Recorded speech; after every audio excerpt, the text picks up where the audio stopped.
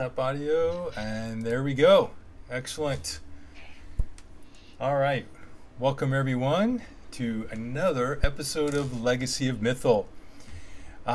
So last week, the heroes investigated Rath Modar's room and found an ancient text of devil summoning entitled Beyond the Iron Gates, along with some personal notes in the sections mentioning Mythal artifacts called the Mythal Guardian and the Vortis Stone. Alamir recognized them as the Mythal keys holding the Primaterial Plane, the Feywild, and the Shadowfell in close proximity to each other. They also found notes from other members of the Thayan Resurrection that showed fears of betrayal from the Cult of the Dragon and Tiamat once she is summoned. Then the heroes had the Stone Giants force open Resmir's door, and after killing a rug of smothering, they searched the room and found a locked and trapped chest. Jinx couldn't open it and put it away for safekeeping. Then they told Prowmock, the leader, kind of guard leader for the ogres, that he could work to convince the kobolds to keep working for Blagathkus and the ogres. And after just two dead kobolds, they agreed. Then Alamir had one ogre open the east door to the cult barracks, just a crack, enough to throw a fireball in that decimated the entire group of dragonwings. With these smaller threats eliminated, they set their minds to a plan of attack against the dragon, Glazael, and while planning, learned about another threat, a cult resource in the form of a vampire who has been living in the large, dilapidated tower on top of the mountain. They decided to leave her alone for the time being and instead focused on recruiting as many ogres as they could to help them fight the dragon. Smock gave an impassioned speech in Giant and promised 1,000 silver each for those that would help. In the end, a total of 6 ogres in addition to Prowmock agreed to help. So they all headed down into the lower tunnels to find and kill the White Dragon. What they found was the beginning of a dragon lair. The magic of Glazael and the horde that had been amassed was seemingly beginning to affect the inside of the mountain, with treacherously slick ice-covered floors, lightly obscuring fog, and a biting cold that had begun forming icicles throughout the vast cavern. As they approached down 4 different tunnels, Smock saw a single icy blue eye staring at him from the upper edge of the tunnel. He rushed forward and struck the head twice, and from a further tunnel, Luna hit the dragon from behind with lightning. Then Glazael drew in a deep breath and let loose a torrent of freezing cold at Smock and into the tunnel beyond. It also hit Alamir, Jinx, and Hef, and as the cold air settled, Glazael flew up to the center of the cavern, 80 feet in the air, and laughed. And that is where we pick up, with Glazael ending her turn. And it is now Jinx's turn. Well, Jinx responds after being blasted with that nice cold breeze. Casting, first of all, coughing a healing potion using an action. Okay, so full heal. Yep, so that's 10 hit points, I believe. A full heal for regular potion? 2d4, 8. Yeah. 2d4 plus 2. Yep. Right? Yep. Yeah. And then casting Healing Word as a bonus action on Hef. I didn't do it right. So Hef is going to take 9. Nice. Okay. That's nice. I should say take. He's going to get 9. I want to say it. Take it whether you want it or not. That's right. I'm going to move forward, actually. Only 15 feet because, I see stuff and everything. And that would be my turn. Excellent. And for the record, that blue circle I put in there, Luna, that is what I calculated out to be the probably most efficacious coverage for your call lightning. Storm. Okay, sounds good. Okay. I'm guessing the red one is a fireball? The red one you haven't seen yet. You don't know what that is. Okay. It's got a life bar, though. It looks like a fireball. I like it. It looks like it's has a health bar on top. Ice fire. That's it. At the end of Jinx's turn, Glazeal will do a wing attack. She beats her wings and buffets the air around her. There is no one there, but that action also allows her to fly 40 feet, and she will fly 40 feet back to there. And then it is Hef's turn. She's still up in the air. She is. So she had to come down a little bit. So, well, I said she was about 80 feet in the air, so now she's only about 65 feet in the air.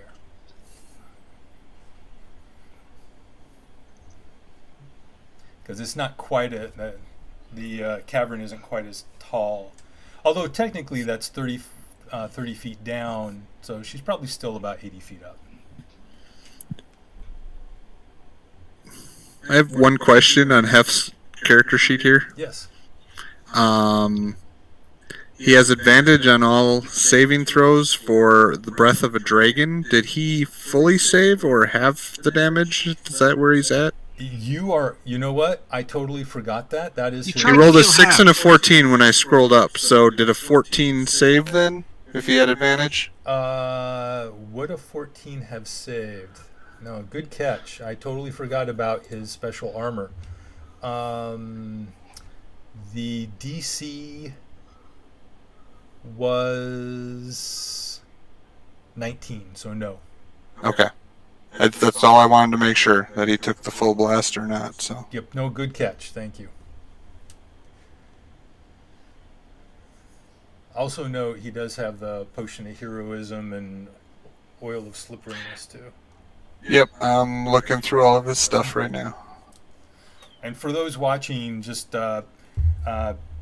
rained out events allowed Howler to be with us again tonight, and since Spot isn't in the battle already, he's taking control of Hef. Yep, I get to kill somebody else and not myself. I'm pretty sure Smock won't let me kill him, though. So.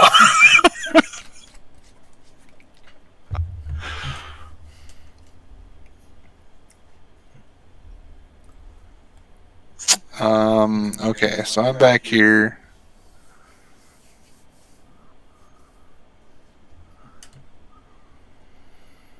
What does the potion of heroism do again? 10 temporary hit points for 1 hour. And I am blessed. Maybe. This probably would be the battle to drink that, right, guys?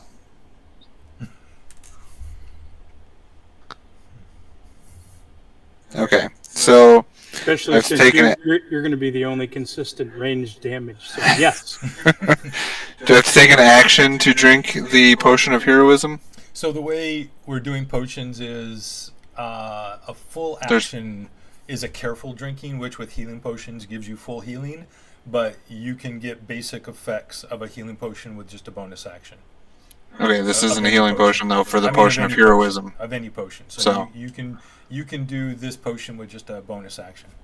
Okay, so I am going to drink the potion of heroism. So I should be... I can't use the potion. That's because it's not my character sheet. Right. That's fine. So 10 temporary hit points. So I'll put those up to 10. Okay. He doesn't have any regular potions of healing, so I'm under the bless, so I am blessed, which means +2? D4. I can't remember. D4. Or D4 to everything, yes, that's what it is. Saving throws and attacks. Yeah, saving throws and attacks and something else. Can I have control of Hess' pawn? Oh, sorry. Yes, you absolutely can. Let me. What I can do. Let me just go in here real quick. I'm assuming these are ledges. Do we climb up or climb down? Everything is also So those are not difficulty terrain. That's just an open. There's no ledges there, so you don't have to worry about that stuff. Okay, I just see the half circle in white, so I wasn't sure. That just means that it's a opening to An the opening? tunnel. Yeah. Gotcha. Okay. Where are NPC? Where's the character sheets? Did I not? Maybe they're up in general info still. I'm gonna move them to there. Hold on a sec. Here we go. Hef. Edit can be controlled by save. Okay, you should Yep, be able now to I got control 'em. it now. Okay. So do I want to go there or there? What is closer? 30, 35, 40. Oh, keep in mind. So it's very icy. If you move more than half, if you do more than half movement, you have to make a dex check or fall prone. Man, do What we if I just stop? want to run and slide? You can try. I mean, if I start slipping, I'm just going to go down to my knees and try to push myself forward the rest of my movement, I guess. So that'd be my dex check, I suppose. Okay, then in order to get a better shot, I guess I'm going to go that way. And his movement is 30. 5, 10, 15, 20, 25, 30 would put me to there. Mm-hmm. Dex check. Yep. Regular dex check, not a dex save, right? Correct. And you can make acrobatics or athletics. Well, then it's going to be acrobatics, because that's a +7. Yeah. So no, Hef does it easily. No, he does not slip. So that's 30 feet. Do I have vision on the dragon from there? You do not. Yeah, you would need to. You know what? Actually, no. From that corner. Yeah, It technically. should be a corner of my square. I should be able to see Yeah, the no, corner you of can. his. You can from there just peek around the corner because that opening does not go all the way to the end of the Okay. square. So yes, you can see the dragon flying in the air. So that's 100, or that's a 90-foot distance, if I measured that right. That is Yeah, 85. 85, 90. 85. Yeah, so that's within his range. It's 150 for his bow, so he is going to take... Nobody else is close enough, so I guess I'm going to take 2 shots, because I get 2 attacks per... Yeah. Yep. Oh, so 24 does definitely hits. 11 points of magical piercing damage. Yep. And a 20 hits. Nice. For 12 points of magical piercing damage. So 2 shots, and then I will duck back against the wall, hopefully, and get at least partial coverage. Yep. Half. Those are the 2 best shots I've ever seen you make. Thanks, I guess. At the end of Hef's turn, the Glazeo will take another legendary action and just take a careful gander around the room.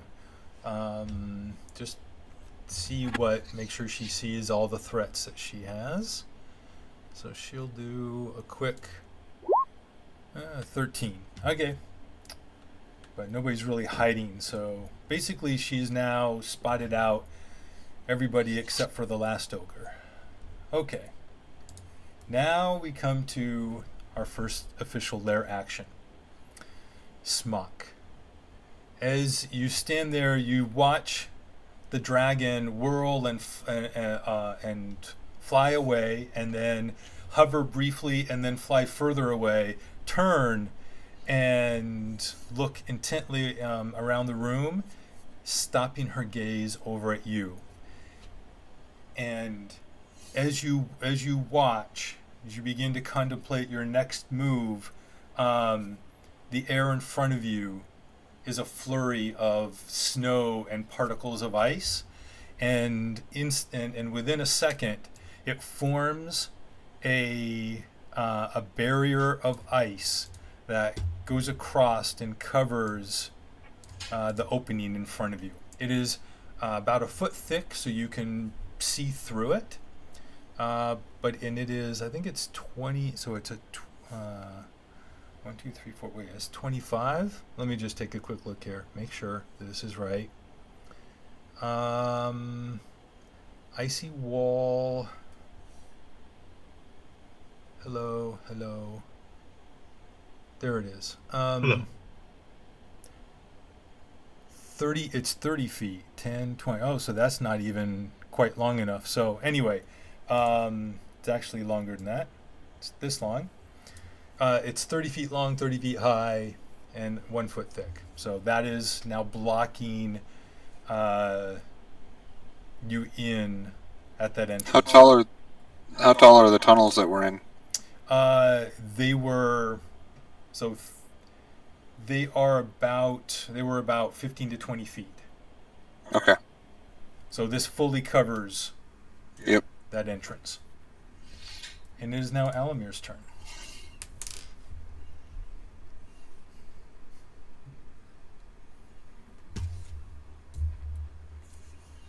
Okay, there we go.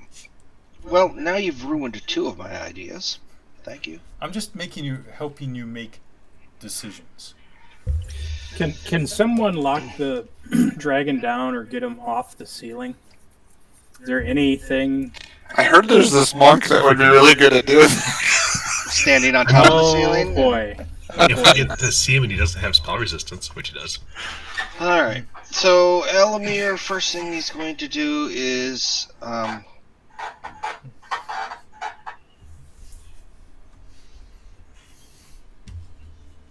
okay, yes, kind of the same thing you were just saying, Smock.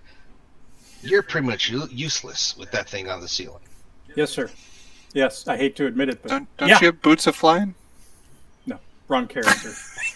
I wish I did. Oh my god.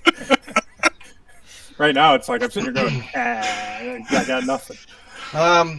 So we can see. Nah, never mind. All right. Reach into my backpack, pull out the shovel, and throw it at him.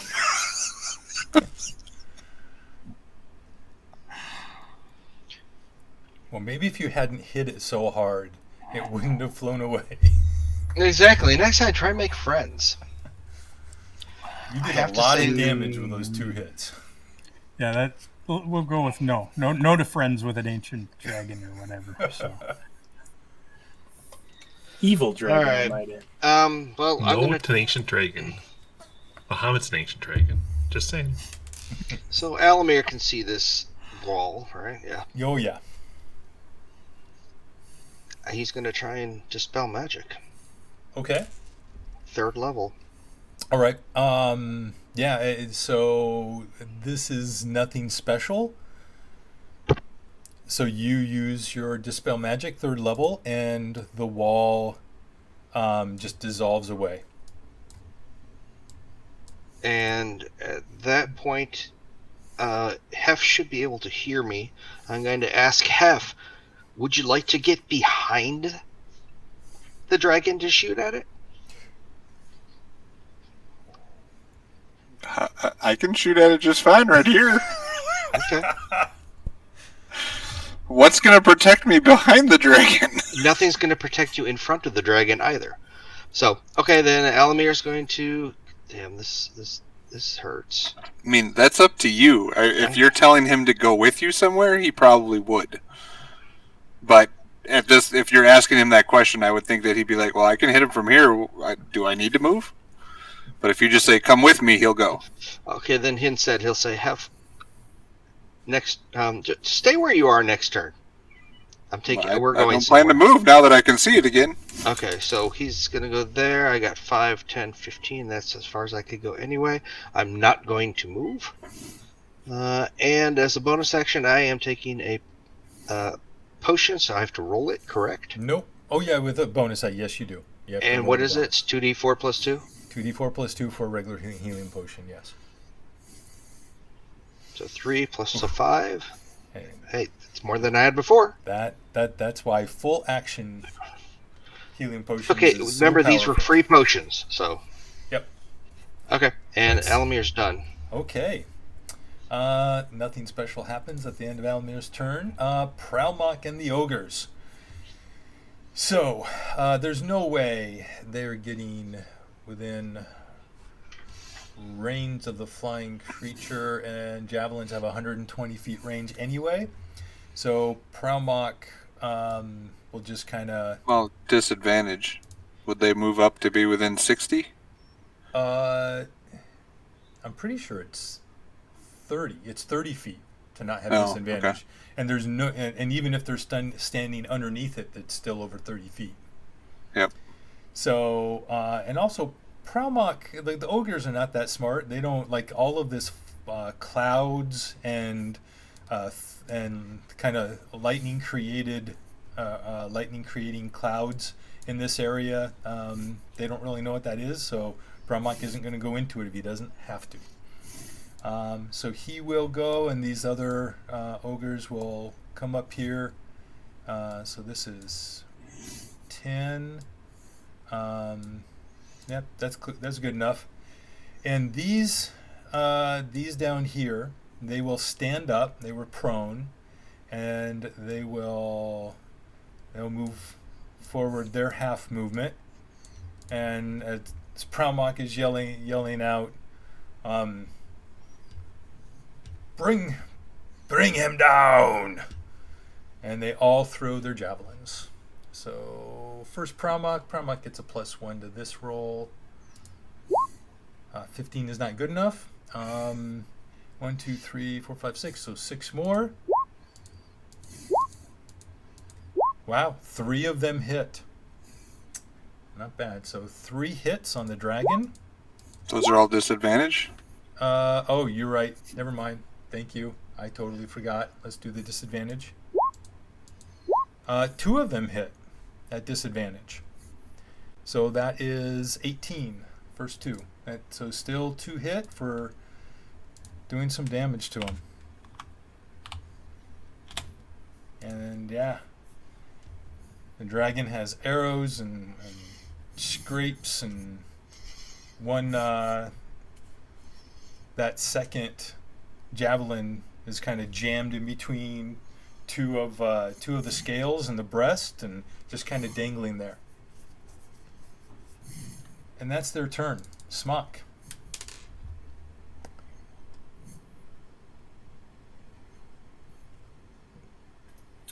What is half that for hit points?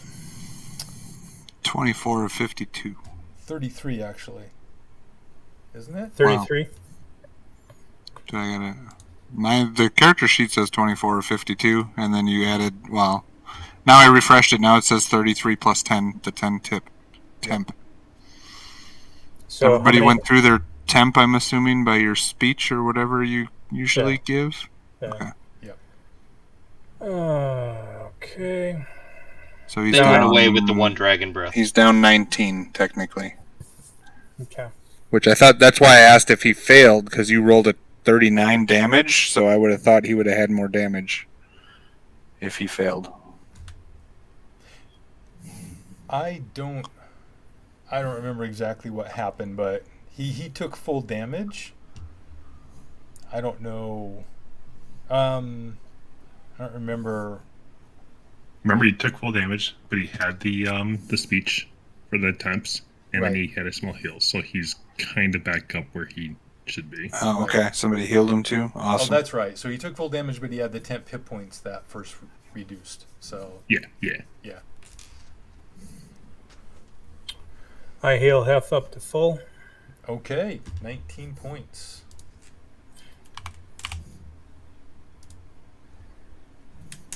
Hang on, let me record that and then I'll do the rest.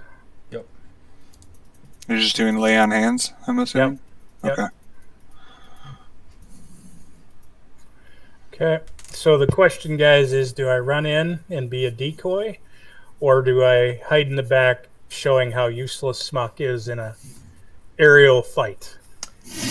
I'm good either way. So Go in and taunt him down. How high can you jump?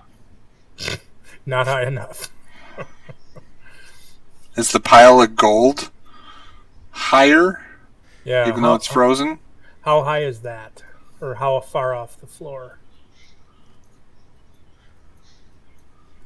Otherwise, you can piss him off by just going and digging for gold, and he might come down by you. And along those lines, Smock, it's been a week, so I'm going to remind you the stuff that you had learned about white dragons from Luna. White dragons are not super intelligent like other dragons. They're actually, at best, average human intelligence, if not a less. They're more bestial than other dragons. They so they might be cunning, but they're not smart. We're dealing with the redneck of dragons. Better watch out for his cousin Daryl. So he probably tried to form ice shapes over his gold that don't look anything like what they were supposed to be. All right. So I healed half and I moved there. Okay. And my turn is complete. Do you have to roll your dex yeah, save? you have to roll a dex. You can do athletics or acrobatics, if you like, to see if you fall or not. You guys are coming to an ice cavern and you didn't bring crampons? Or the feet things? Whatever they are? They're called crampons, and Crampons, okay. And there was no store above in this floating cloud giant land. Yes. Smock, you're fine. It's slippery. You slip a little bit, but you keep your footing. All right. Luna. All right. Since he's over there and he's still within, I'm going to use my normal lightning. Okay. So dex And- save. Okay. That's if I move, right? Or no? No.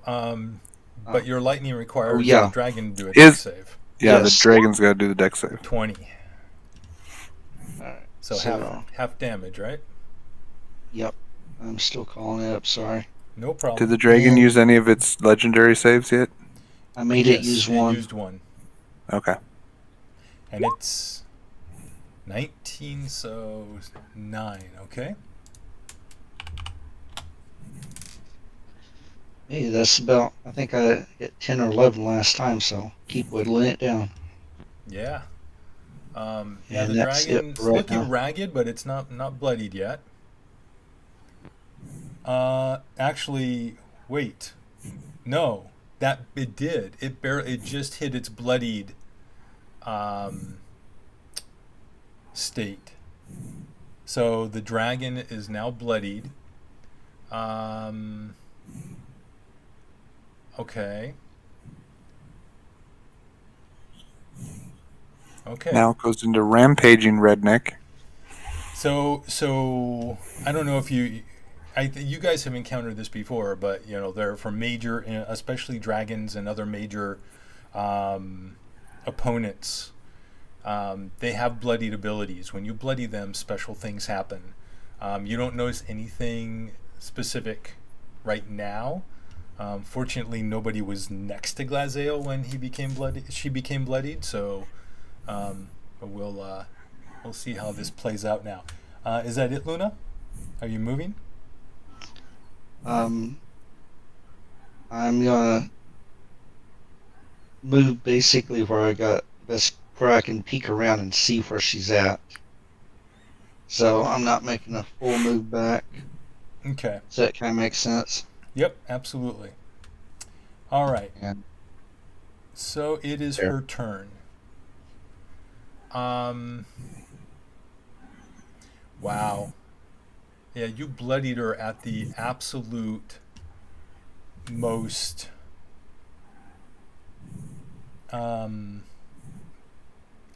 Awesome time. least useful time for her. So like she recharged all her legendary actions, which there's no reason really to use them, but she might as well. She'll flap her wings at the end of Luna's turn and move 40 feet again. And I guess she'll fly up. Actually, what is the range on? Let me just look at her range here. 60 foot. So yeah, so she's going to go 10, 20, 30, 40. All right, now it's her turn. Because she did that at the end of using 2 of her legendary actions. So now they all refresh. She's going to use her movement. She's going to go 10, 20, 30, 40. Pretty sure from here. I just want to make sure. Yeah, that is just enough. So she is going to fly around and down and she's going to go right here. And then she's going to use her breath weapon, and it is going to hit every single in a line up through Promok, up back onto the top pier, and hit all 3 of these ogres. The ogres are tall enough that even with the angle, they'll all get hit. And it'll hit everyone except for this one just south of her. So she uses her breath weapon. Let's see here. That particular orc that she doesn't hit has a Mage Slayer or whatever, and hits her as he does it.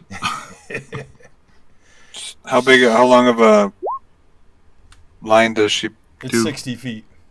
Okay.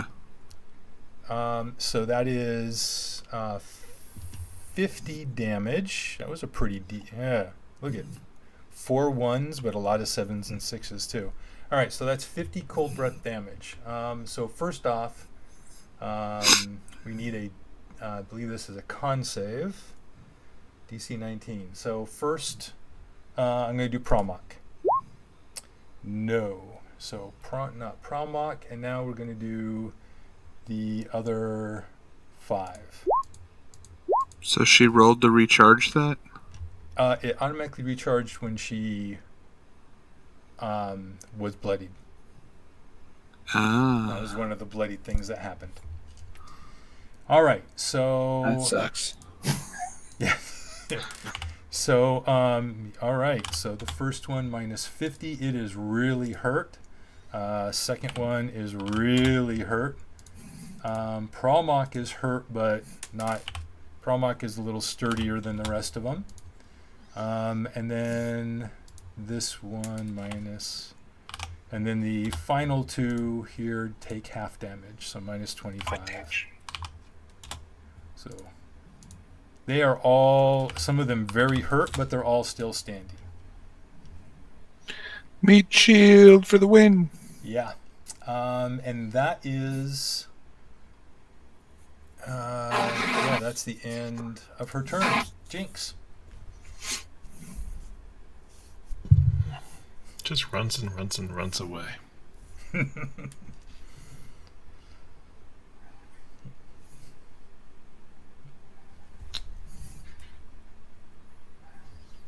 Okay.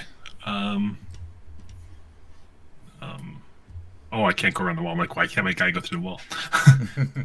I move around the corner. Okay. And I will cast Phantasmal Killer on him. Nice. There's a new one. So a DC 17 Wisdom check. Yeah. Okay. Here we go. Wisdom. She's going to use a legendary resistance. I'm pretty sure she doesn't want that to work. Okay. Understandable. No rerolls there and that. Does she still take half damage or anything if it saves? No, it's a legendary resistance, right? You don't. It doesn't work at all. It's just a save. When she yeah, uses just make legendary, it she saves, so she takes half if it's Oh no, it's damage or half type thing. It is. It's one of those spells that Save or suck. You save or suck, but if you just don't save, it sucks. Yeah. And it's a spell that kind of carries on for a while. As a bonus action, I will just cast Healing Word on myself. Okay. Because that makes the most sense to give me enough hit points to be able to survive anything that might be coming next. Right. Yeah. Don't being down even a few hit points against a dragon is not optimal. Apparently, I just want to point out the fact that apparently my words are very healing for 1d4 plus 5. Yeah, you really have some beautiful words there. Yeah, 2 words, 2 9s. All right. And it is now... Okay, so at the end of Jinx's turn, she will use one of her legendary actions. She will smack out at the ogre next to her with her tail. Or actually, everyone within 10 feet. Yeah, she'll smack with the tail. So a tail attack. The ogre goes, ooh, I like it. Where's the tail? Tail. Here we go. Tail attack.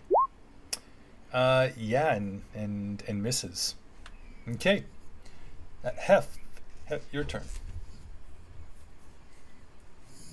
Wait, a 12 does. No, a 12 does hit the ogre. These ogres. I'm sorry, ogres have really low bad armor class. 17 points of damage. That ogre goes down. I really thought the ogres had a little better armor class than that. All right, Hef. Step out behind Jinx.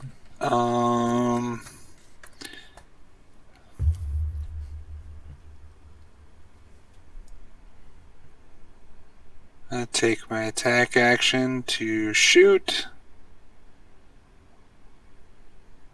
21 for 12. Wow.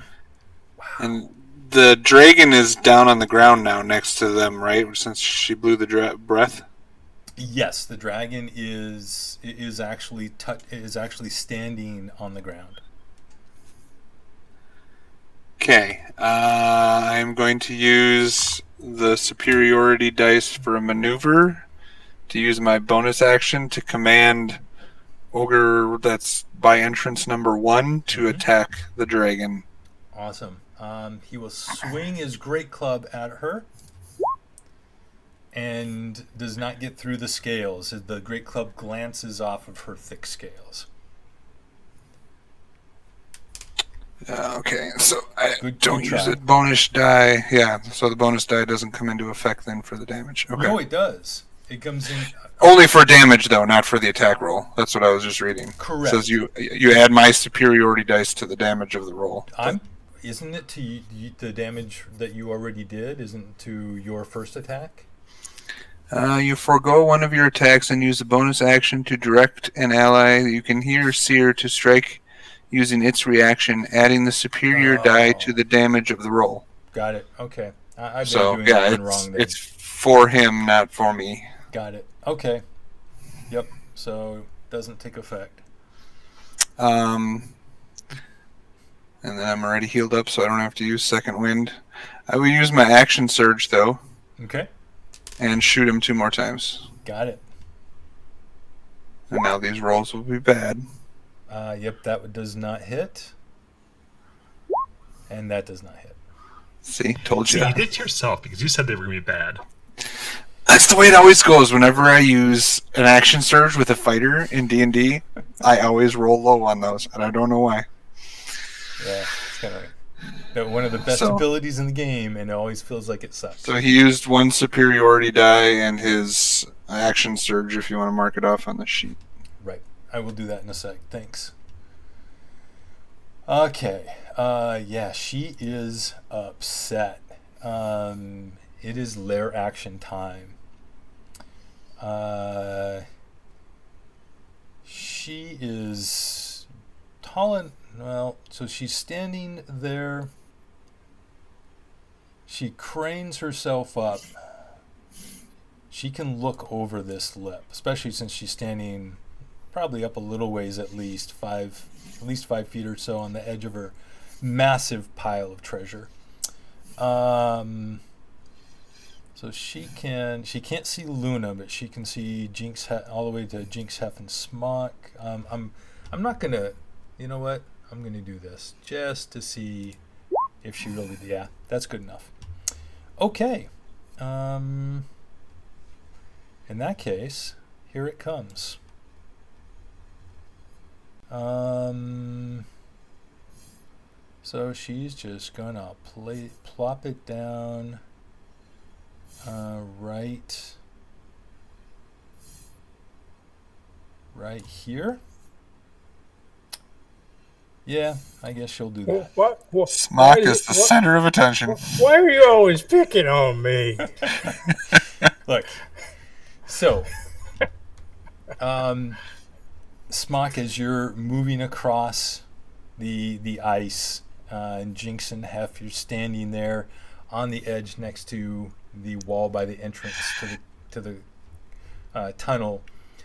Another flurry of snow picks up, and there is a freezing fog fills the air within this 20-foot radius sphere.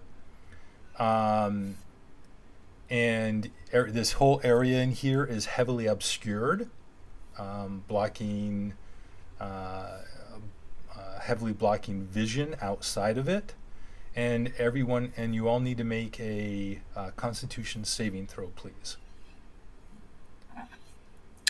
Is this from her, technically? It is a lair action. Do I get to save with a bonus with his armor or not? No, that's only breath weapons.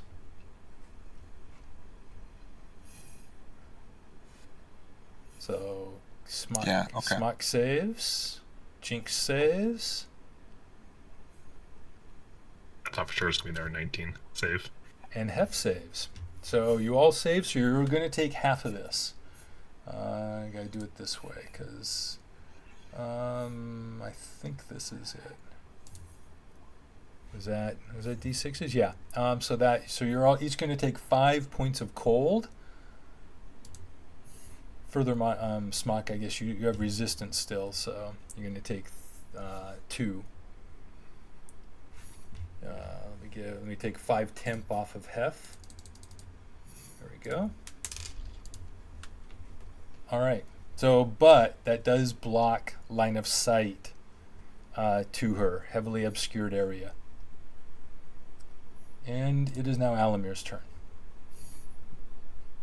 Okay, so the question I have those heavily obscured. Can I see in? So Dark vision. I don't know. I forgot to stay where I was, didn't I? I could have moved back out. I never thought about that. Sorry. No, that's okay. No, Alamir told me to stay where I was, and I didn't listen. Oh, that's right. That's right. You know what? Honestly, you tell me. I don't remember the fit. Hold on one sec here. I mean, technically, my leg's sticking out. So everything but your leg got hit. So blocks vision. Wow. Yes, it does block vision entirely. You are anyone within a heavily obscured area is effectively blind, and so you cannot see in. Okay, so if I go in it though, you can see me right on the edge. If I go into it, can I see? No. The entire area in there is heavily obscured. So it's like being in a thick pea soup. Okay. I would let you see another person or something that's 5 feet away from you. Okay. Once again, you've cut off my plans. Thank you. And thank you for making me feel good about my decisions. I try.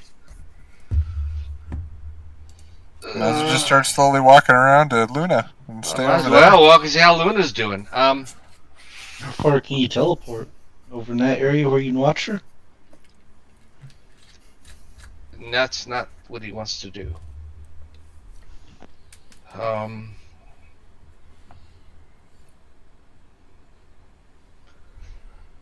Oh, crap in a basket. but he will get 5, 10, a little bit closer. Even maybe right there. Oh no, 15. 5, 10, that was 15 right there. Okay. You And can I'll go just. diagonally too, and you'll be right next to me. Yep, you Then you'd can. see me standing just inside the obscureness. So I was here. 5, 10, 15. You're saying Okay. but that's all taken by the wall. No, but you There is no wall. right here. No, not wall. The Oh, 5, 10. I either have here. Sorry, I have here or here to go to. That's 15. That's as far as I can go. Right. Well, right. And this Right. is I get what you mean. Unless you want to make a save. Exactly, and then I'm on my butt. And I'm perfectly fine right here because that's taken over by the mountain wall. Correct. And so don't worry about what I said because everything got ruined. And I'm going to make myself even healthier. I'll take my action to take a full potion. All right. Gain 10. I will say I'm at full. You are at full. Yay. And I'm done. No, you just twice you've totally ruined the plan. You are definitely not Hannibal. At the end of your turn, Glazael will use another legendary action to do another tail attack against the one that just tried to hit it. Oh, you know what, Tom? I forgot to do the bless rolls on my 2 attacks after. Oh. Can I roll those, the d4s, to see if those other 2 hit? You had a 15 for it. Sure. Go ahead. So, first one. I don't have dice on there, so I have to do it here.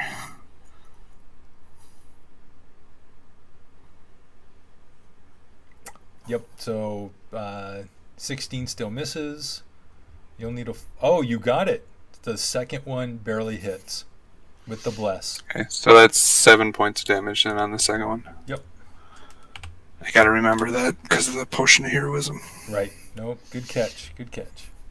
All right. So tail swipe hits. Wow, 22 bludgeoning against this ogre that hadn't been hit yet. That is painful. All right, now it's Prowmock and the ogre's turns. This one's dead anyway. I'm just going to delete them. They all step up. With the ice, because remember all the treasure is covered in ice too, so they can't really get around to get advantage on the dragon. So they're just gonna they'll move maybe a little bit further. See, that was yeah. They can go. I saved on the saving throw because I would have had to roll it on that too. So they'll go like this. All right.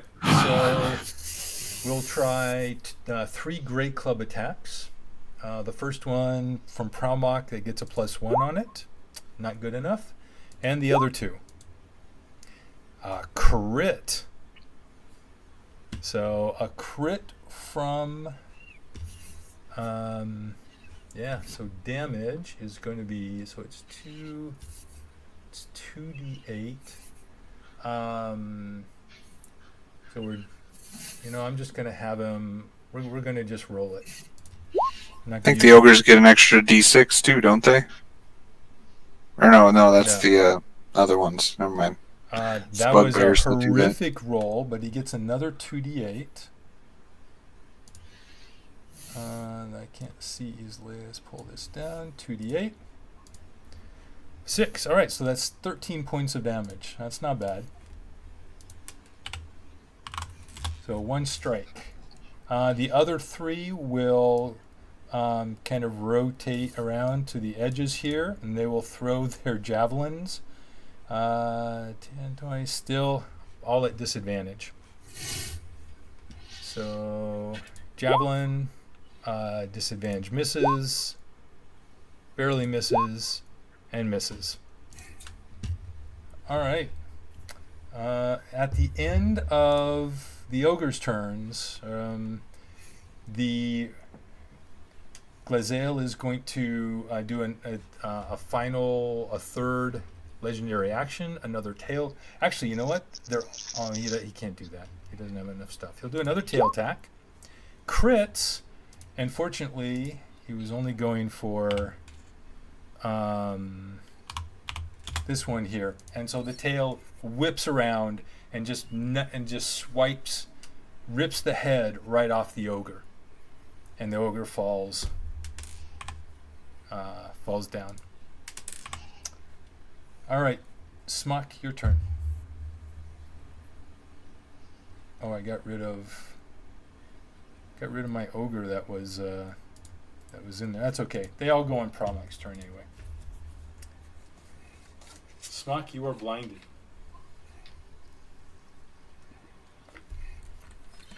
So that's where I go.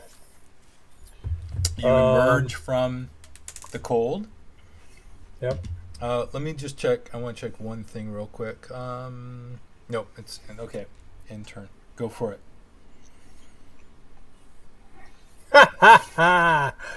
Nice. So I am prone. However, my 10-foot aura still extends to them if they don't move. Okay. Oh, good call. How much did you move to get there? 30.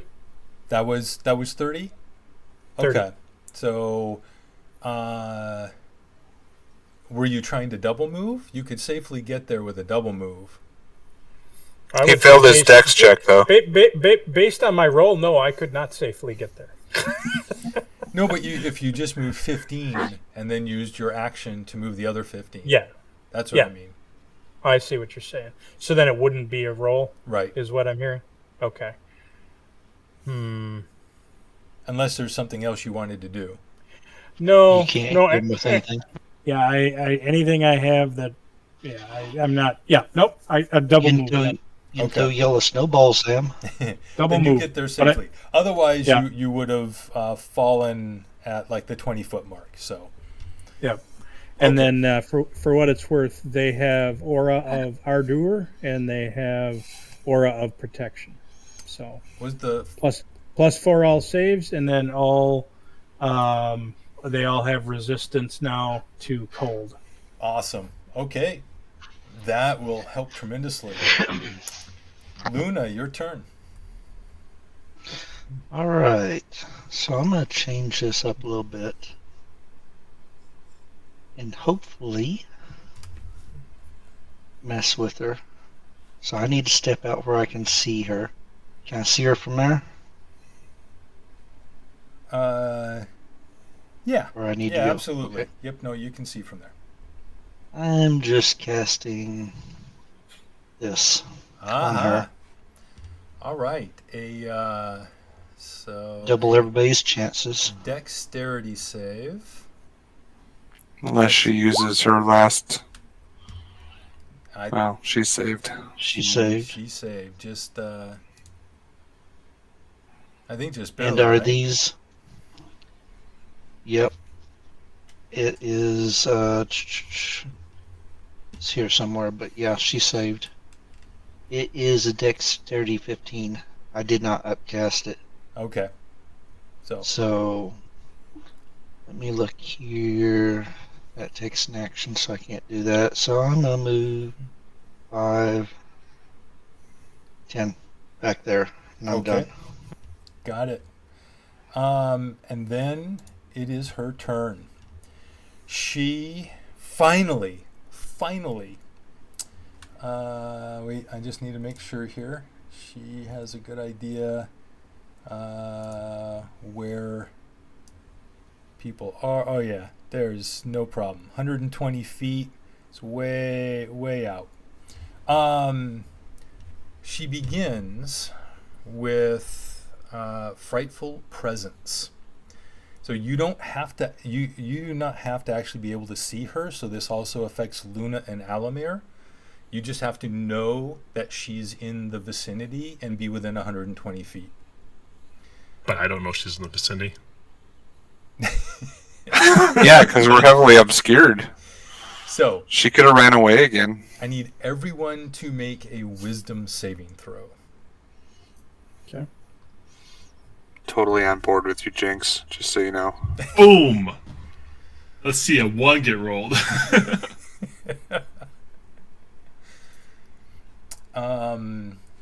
By the way, the 3 ogres do have a +4 to save. Yep, I'm going to roll theirs right now. So here's the 3 that are by Smock. And it really doesn't matter. Ooh, I got a 15 total. With the +4, though, they are positive. Because of Bless. Nice. So Alamir and let's see, Spot. Wait, Spot, where's your... It's an 11 plus the 4 from the Bless. Oh, I didn't. The 11 didn't come up. It came up as Hef, because I'm playing Hef. Oh, right. There it is. I see it. I also am doing the dark, because dark lets the turn order be more clear for the stream, for the numbers. Yep. So but the other numbers are harder to read. Okay, so yeah, so 15 does make it. It was a DC 14. So Sweet. So I don't know what I'm saving from, but exactly. I have no idea what I rolled. You are saving from. Oh, so the frightful presence. Don't I have to see I can't see it, so yeah, I can't. I don't know what I'm saving from, but I saved. It is a wave of terror, cold fear that just passes through your body, and also everyone passes through the mountain wall. All of the PCs except for Jinx shakes it off. I still need to do Prowl, Mock, and the other ogre. So Prowl, Mock, Wisdom, and all the ogres are affected. They are all afraid, along with Jinx. Let's say, just be glad that her roll on this right here is has a lower save than her other spells stuff. That is very true. I guess if we were all throwing and hitting at disadvantage, this would suck right now. So, I'm pretty sure that all it really is attacks and you can't move closer, right? The condition. How can you not move closer if you don't know disadvantage where on she ability is? checks and attack rolls while it's within line of sight, and you can't willingly move closer. What if you don't know where she is? Well, you have a sense of, you know which direction at least. You definitely know. They can be forced to move forward though. Correct. You can't. So if I push you out of the cloud in front of me, you just will stop as soon as you see her. Then she is going to try to bite Pralmok. So a bite. Oh yeah, and bites Pralmok for 16 points. Okay. Plus the 6 cold, right? That's 22 total. Right. So 22 total. Why is it not letting me? Oh, I was on something else. That's why. And Pralmok goes down. The mighty Pralmok has fallen. And then she turns and... Smock is saving 1,000 silver every time. We'll do 2 claw attacks against the other one. Miss and a hit for... 12? No, a 12 hits. So that is 25 against the other one. And it is really hurting. And that is the end of Glazeo's turn. Jinx, you are afraid. I'm afraid, but I also don't know exactly where the circle all goes. Mm-hmm. So let me just roll a dice really quick here just for some grins about it, Yep.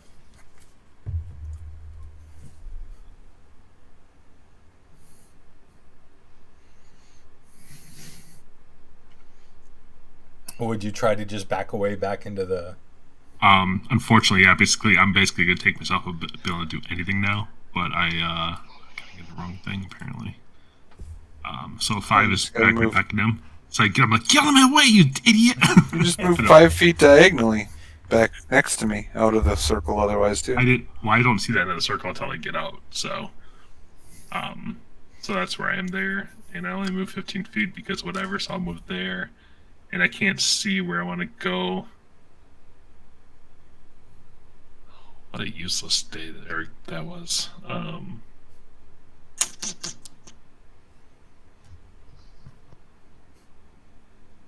I'll tell you what, I'm feared. If I slip, I slip. I run all the way over here. Okay. So acrobatics or athletics, please. Sure. I don't think it really matters. It's all the same. Yeah, not a problem. You just sure-footedly hoof it over. I forgot to roll recharge on breath weapon, so here it is. It's recharged. Looks like it recharges. Yep, it recharged last round, or this last turn on hers. All right. Anything else, Jinx? Bonus action? Unfortunately, I can't see anybody, so no bonus action. You can see Alamir. And you bumped into me.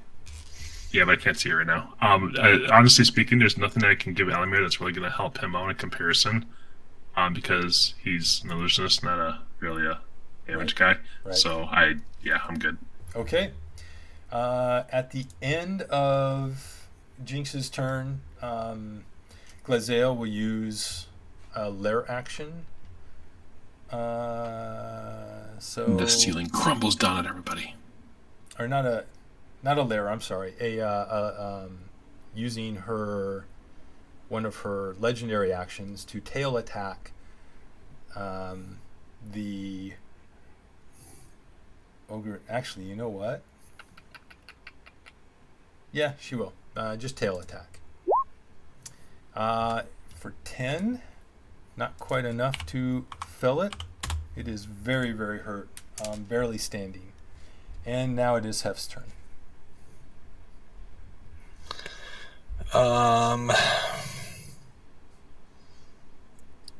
Hef knew Jinx was in front of him when he ran past, so he is going to walk straight forward. Okay. Yeah, my original motion was to follow the wall. But So, Dex check, because he moved 25. Yep.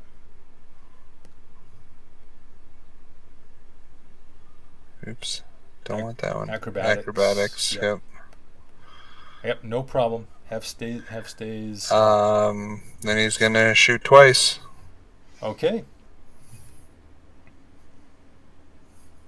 9 or 13, so I got to do the D4. Yep. So do the. Actually, it doesn't matter. Even if you roll a 4, 17 would miss, right? It's missing. Yeah. That definitely hits.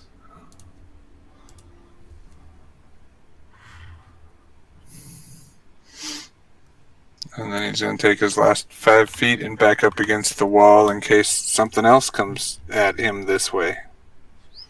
Okay. And at the end of Hef's turn, Glaziel will do another tail attack and drop that final ogre. Now you deleted your turn order guy. Yep, I did. Yeah, I definitely did. So let me. They were at 12. Thanks. I'm just gonna add turn. 12. There we go. Okay. All right. Now we're back. Wait, how did the lair action get there? Oh, I see. Because we were there. So, all right, lair action. Lair action. So the big circle goes away now, right? Yeah. So the big circle goes away and gets replaced with something else. Actually, it's going to. The circle comes back and is going to go right. Oh, this is a special layer then. Oh, you're right, because can't do the same thing twice. Yeah. Yep, that's right. Can't do the same thing twice. So, in that case, Smock and Jinx and Hef, because the corner to corner, the dragon can still see Hef. all three of you, ice shards fall from the ceiling. So I need to make a range attack roll +7 to hit. +7 to hit. No, that's all +11. Now I wish I had the monk. I could catch the ice shards and throw them back. Okay. This is not... Okay. I just need to do it this way. All right. Here, first an attack on Hef. D20. Yeah. So the ice shards, Hef is able to dodge out of the way. That's why I backed up against the wall. Because I knew something was coming. Smock. So against Smock. Nope. So you're all three of you are able to avoid the ice shards. They were kind of small anyway. They only just had started forming in this cavern. So these tiny, not very impressive ice shards fall around each of you. Alamir, it's your turn. And I yell out in between, I didn't realize white dragons were as weak as they are. How pathetic. And Alamir finally says, I can do something. Yay! So he's going to go 5. 1, 2, 3, 4, 5, 6. Misty Step. Last 5. Grab Smock. Well, wait. And yes. You moved, I Misty Step with a bonus action. Did you start with 30 or 15 feet? 15 feet. Okay, that's what I thought. Just making sure. 5. Misty Step 30. 1, 2, 3, 4, 5, 6. So I've only moved 10.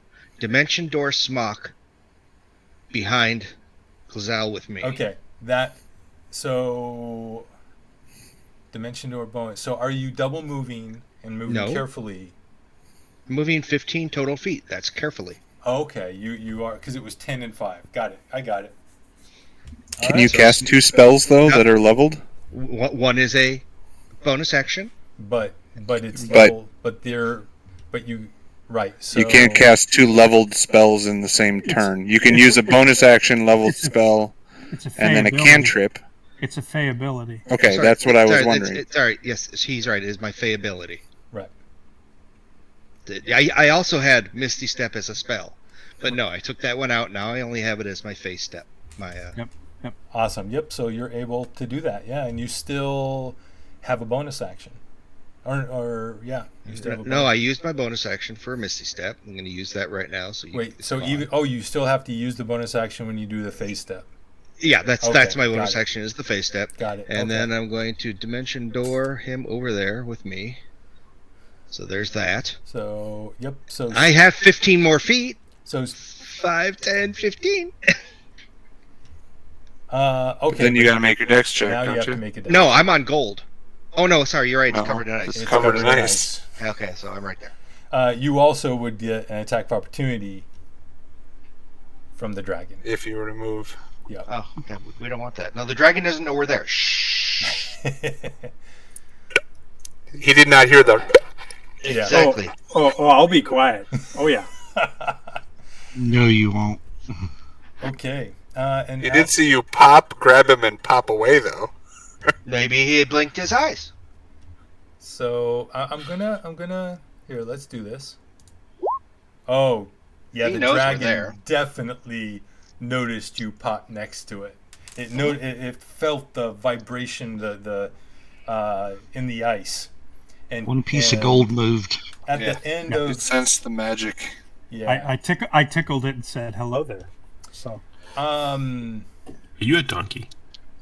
So the nice thing, so here's where the dragon's nature is helpful to you guys, because first off, the dragon turns. This is and it looks at both of you, and then narrows its eyes at Smock, and she says, "You are going to suffer when Tiamat arrives. The Grand Empress will have many interesting games that she can play. That is, if I don't eat you here and now." Can Smock, and this is just me asking, can Smock use as a reaction to slap the dragon for being stupid? I mean, he it can is, try. And then a tail swipe for 21. Does a 21 hit, Smuck? Yes. That's 10 points 10. of bludgeoning damage. And then it is the ogre's turn. And really all the ogres can do is Waddle. try to throw their javelins. It's not really worth it for them to slide down 30 feet. They have a good vantage point here, so they'll try. He likes on sleds. They would love to be over there. So that is a miss, a That miss, is a hit. and a miss. Damn.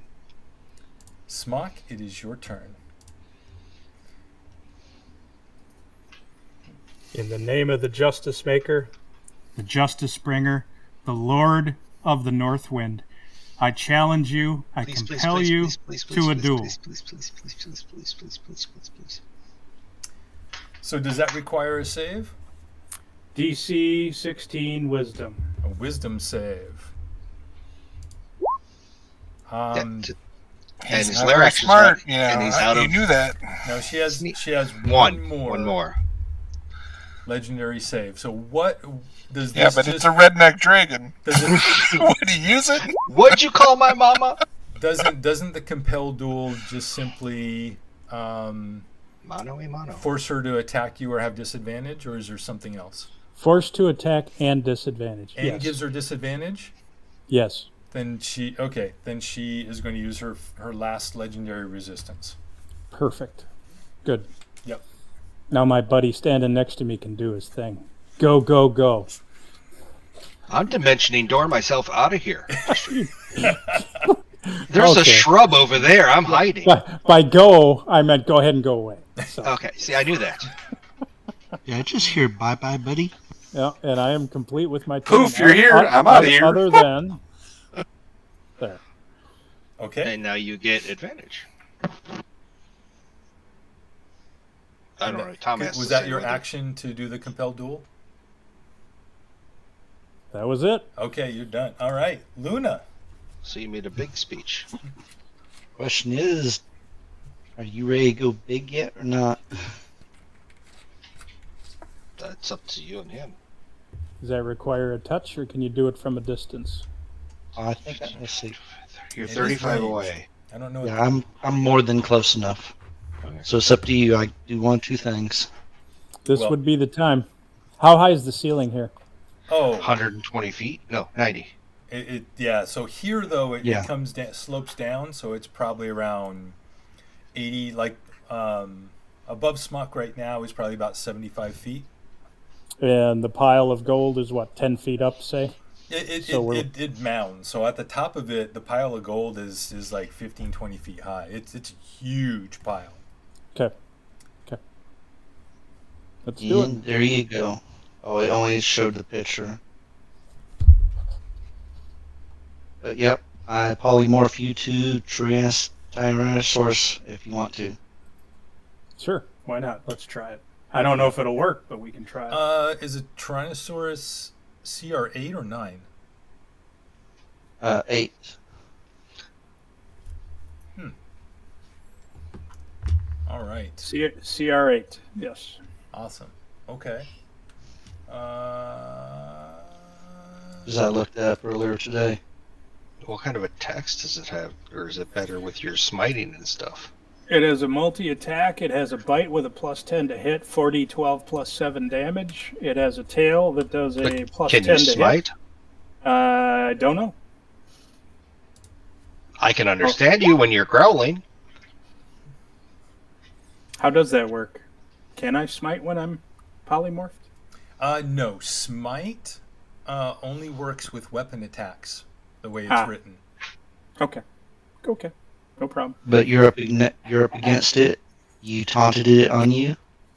Oh, that's Right. right. It did not. Yeah, you tried. What's Right. your AC of a... It's AC. Click on the link. You can see the link. It's Yeah, hit points 136.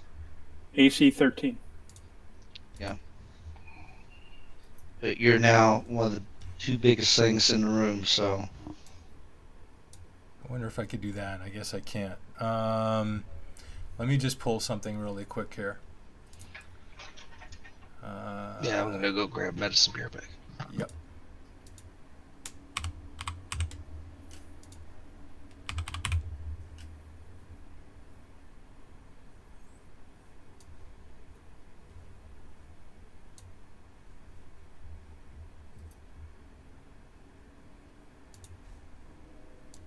All right. That's probably one of the ugliest Tyrannosaurus Rexes I've ever seen in a photo. It's like they forgot to put skin on it. It looks like Smock.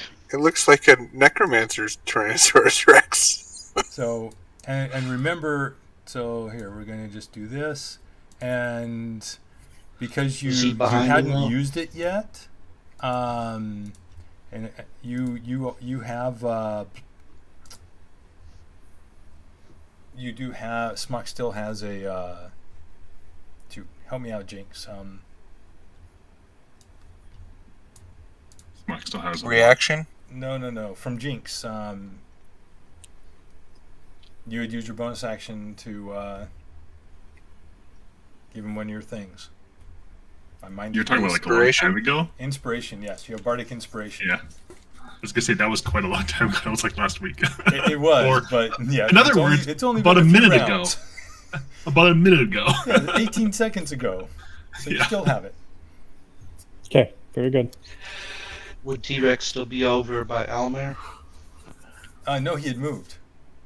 Smock had moved. Oh, okay. He did. Yep. Are you doing anything else, Luna? That's it. Okay.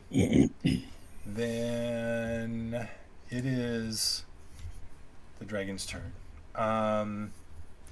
Yeah, it is really. What is it going to do?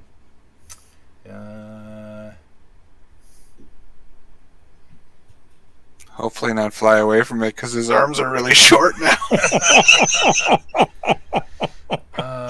Yeah. So. But Yeah. Sorry. Okay. I'm gonna do just a little something here. Some cunning. Yeah. Not that cunning. So once again, the dragon watches Smock grow and turn into this creature as large as it is, and its bestial instincts kick in, and it growls and just lashes out full attacks against the creature. Yo, mama. So starting with a bite.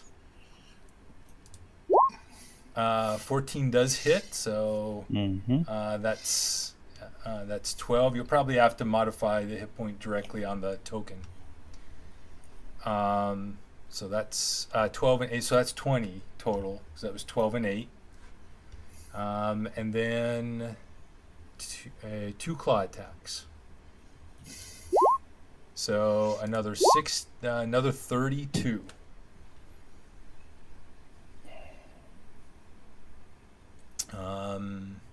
So 52 points of total. damage.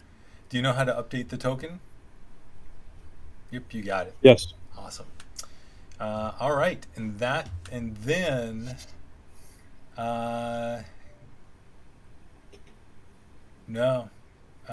Glazel will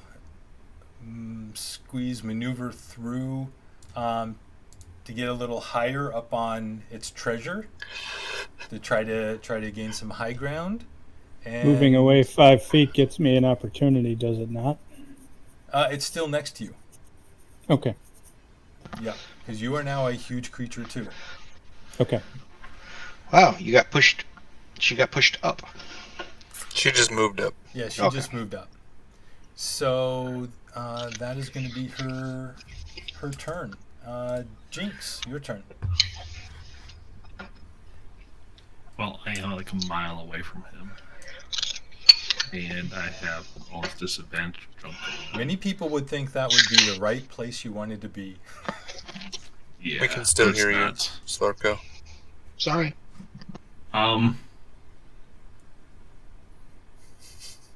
Such a distance away. I'm trying to figure out what I want to do. And I can't move closer, so I.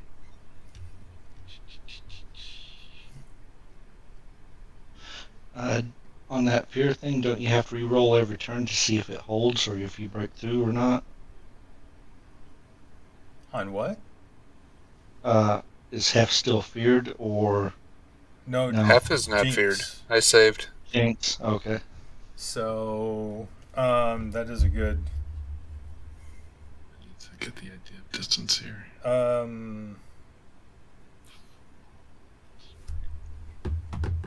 I think.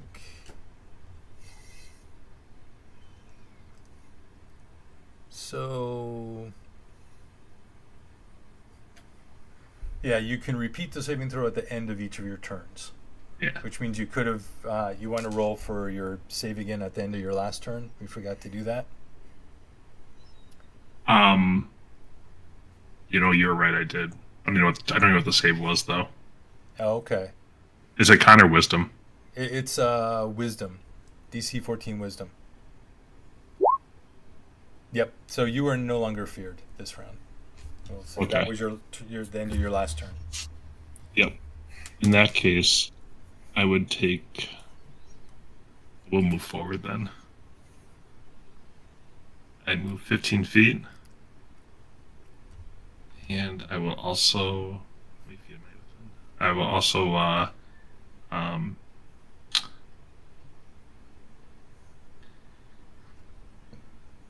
I use my freebie spell for my Fate Touched to Misty Step. Mm-hmm. Spell list, but I'm just going to hit it because I wanted to mark it off. I think that's 30 feet, right? Yep.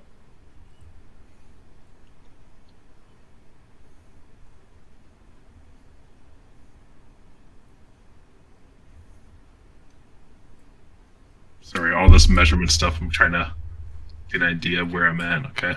Yeah, absolutely. Still not enough.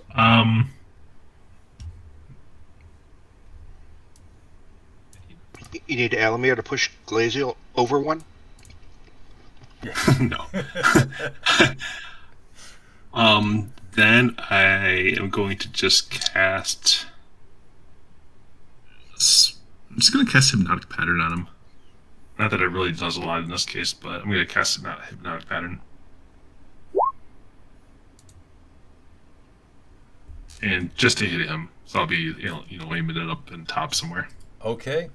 Wow. Yeah. So wisdom saving throw. Yeah. Oh, 21.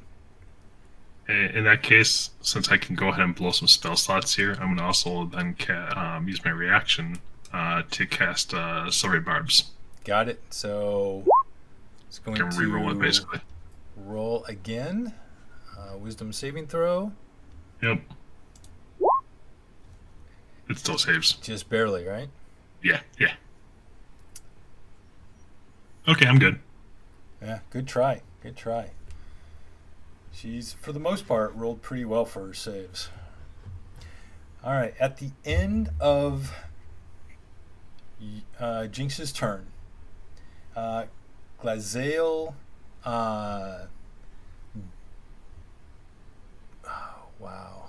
beats her wings. Did she cause damage to herself? Yeah, she does. She beats her wings, does a wing attack of a very strong wind buffets Smock and Alamir, and you each need to make a dex save. Is the dex save per the Tyrannosaurus? I would assume so. It is, yes. Yeah, physical stuff is taken from the monster.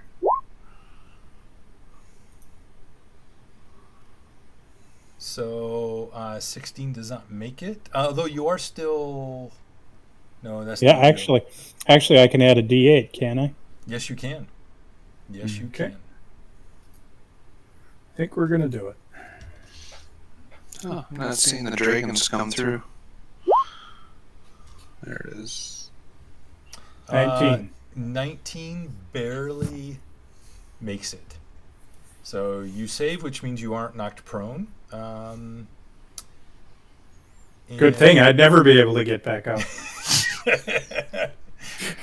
What's he doing? Yeah. Push-ups. Really small push-ups. So, Alamir, you fall make that to sound. the ground. Alamir, you take 12 points of bludgeoning damage, and Smock, you take. I'm sorry. You don't take any damage if you succeed. So, Alamir, you take the 12 points of damage and are knocked prone. And I'm just going to. I like how these show up better here. And you are now prone. Boom. Alamir is fallen prone. Okay, so then the question. So,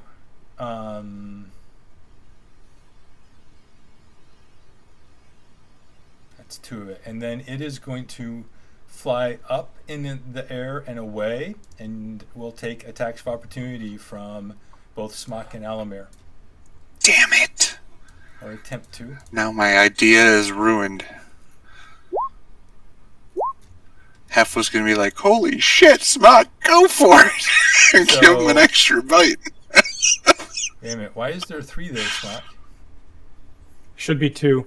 First 2.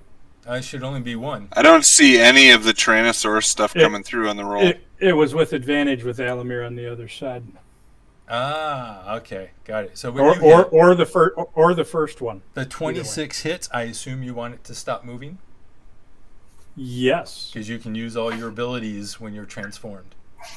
Yes. All right, so it attempts to move away. It only, and actually, the Tyrannosaurus. Does the Tyrannosaurus have? What's the range on attacks? It does not have 10 reach. feet. It is. So Actually, moves hold on. 5 feet. Okay. And if it was a small creature, but it's not, or medium. Those arms don't reach 10 feet. Not at all. That's No, what I was just thinking. But bite would grapple. So yeah. The so arms are fine. Tyrannosaurus reaches Don't out go into a corner. and grabs a hold of. Right. But now, since it never left my space, I don't get one? Oh, so Come on, This you is want to be swinging with a and tail staff? that can reach 10 foot. And then 29 points of damage. Yep, 29 points of damage. Yeah, you still. No, go ahead, Alamir. Still, you get. All right, it's gonna be funny. Because he was attempting to move away. So, let's see. Wait a minute. Strike him no. down. No. Hold on. Uh-oh. Yeah, hold on. Epiphany happened. Do you have Yes. Warcaster? This is it. The Yes. pivot. Yeah, that's Warcaster. Warcaster. He's gonna take You an can cast action. a spell. He's gonna Yep. cast Fireball Woohoo! right there. Point With it- blank to your face. No, on the other side of him, 20 feet away. If you ever wondered what roast Tyrannosaurus tastes like, we're about to find out. So 5, 10, 15. So that center's So gonna be Fireball really, because it's going to. here. 40 feet. That's right. Yeah. It's the same as your red 20, circle, 25, right? 30, yeah, so it is. Yeah, So so, out- so it's 40, basically like out here. this. So you can cast it like back there. Yep. Yeah. You hit the back wall. And It's there's gonna melt plenty a lot of of the room. ice. Assuming he was running that way. It also will help melt some of the ice on top of the treasure. Yeah, so we can get the cash. Roll. So you need a dex save. Let's see about a dex save here. Roll your heat dice. A 19 on the dex save. So save. So only takes 14, right? Yeah, it takes 14 though. Hey. Yeah, that's still pretty good. All right, let's move this out of the way. Is it bloodied yet? It's been bloodied. Oh, it has been? Okay. Yeah. Oh, yeah. Since long time. who hit it? The one I time. bloodied it. Yeah. Luna bloodied it when it was in with the the air second all the way lightning back bolt. here.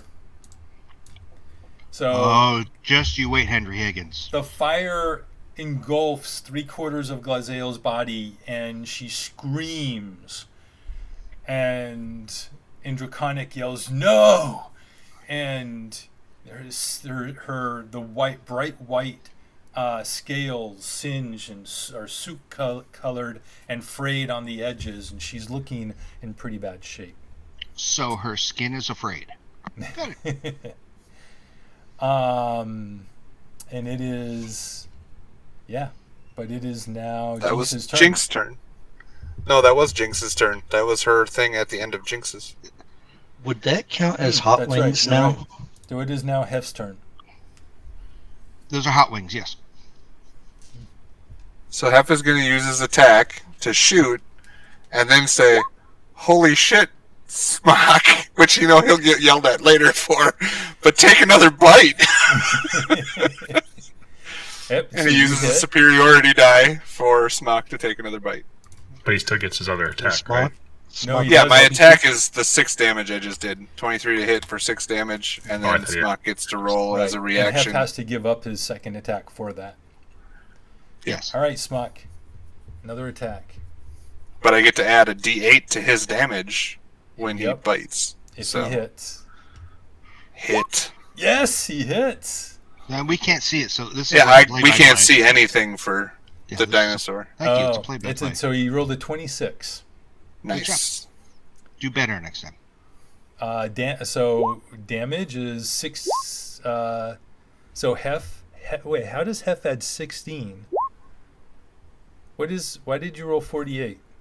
I clicked on the 48 to get to the die to roll an 8. So otherwise, take the first die in that, which is a 5. So 33 total. So Smock rolled 32 on the damage. 32. Yeah, if you take when I clicked the 48 by accident, you could take the first roll out of that, which was a 5, because it was a 5, 2, 8, 1. So as Hef shoots the arrow, and the arrow pierces through between the scales in Glazeo's shoulder and turns it the creature slightly so her neck is stretched and arched at an odd angle. Smock, how do you finish her? Much like my little rat terrier when it catches a mouse, it goes "Rah!" and it's dead. Right in the neck, and just starts whipping it around. and then as a Tyrannosaurus Rex is, "Woo! The alarm. And the mighty Glazeo falls. Hef with the assist. He puts one in his book. Assisted Smock again. The only thing I have to say is next time Alamir has to be the big Tyrannosaurus, because it's a good thing. I just want to point out the fact that when he cuts all out the form, he should still have the grizzle from the dragon in his mouth. Yes. Nice. All right. His little hand is picking at his teeth with a dragon scale. He can't pick at his teeth. His hands are too short. And then I immediately turn to the 3 ogres that have survived, and I turn into Smock, and I make sure and give them 1,000 silver each as quickly as I can. You only turn into Smock if Luna lets you. Yep. She's the one holding concentration. Okay. And we know your little hands can't hold 1,000. It looks like you're trying to attack them as you're running and throwing money at them. And they back away. Whoa. Slowly transforming back, and the last thing to transform is his hands back normal, so he has little Tyrannosaurus. Now, in all seriousness, I treat them with some respect because they have fallen friends, right? Mm-hmm. And I immediately pay them, and I say thank you for your service. It will take some time because you have to thaw the treasure out. Well, use another fireball. Do we have 10 gold in our pocket that we can just pay each one? Because that's 1,000 silver. Yeah. I just want to make sure. If they're willing to accept less coin number. Yeah, as quickly as we can, we need to do what we said we would do, right? So do we also want to pay them for the ones that risk their lives and fallen? Sure. That would be to give it to their families. That would be the right thing, yeah. And then Yep. Now see, this is ridiculous. Why does it show up this way? See, when you have the new darkened on, you can't read text in a I can read everything, okay? Yeah. So anyway, this I'm showing this is Glazeo's treasure hoard. This is in the general handouts. Okay. And I'm going to go in, and I still can't read it if I edit. That just sucks. I say we grab the 121 or 21,000 21,000 platinum or whatever it is. No. It's 1,210 platinum. Whatever. It's only 5,000 in platinum and gold. Why does it say 121,000 gold Look pieces? to the right. It tells you how the breakdown. Oh, how it's broken down. Got it. It's 121,000 gold overall. Gotcha. Yeah. Okay. Yeah. In value. Anyway, this really, maybe if I highlight. It takes a really long time to melt all of this to get everything. If I highlight it, then it's all white. I can read that. Yeah. So here's a question to expedite us getting all this. If I wild shaped into a fire elemental, will that help? We're not going to worry about it. You can chip through. You can work through it. The ogres will help you.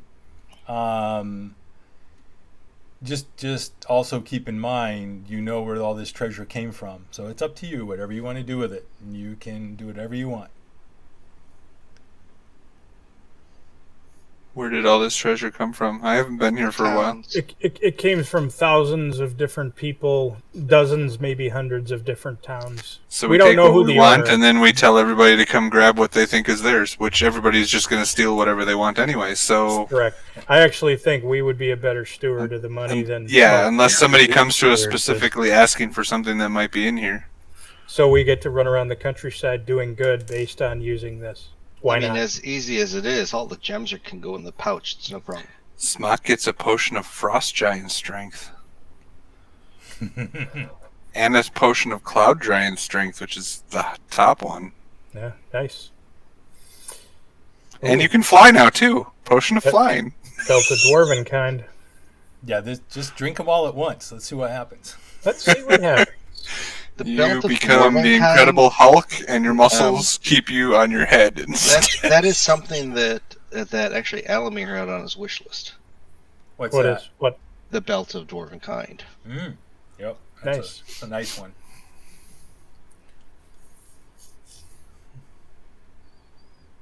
So, as you're going through stuff, longbow +1. Jinx, roll me a history check. What is Belt of Balladeer?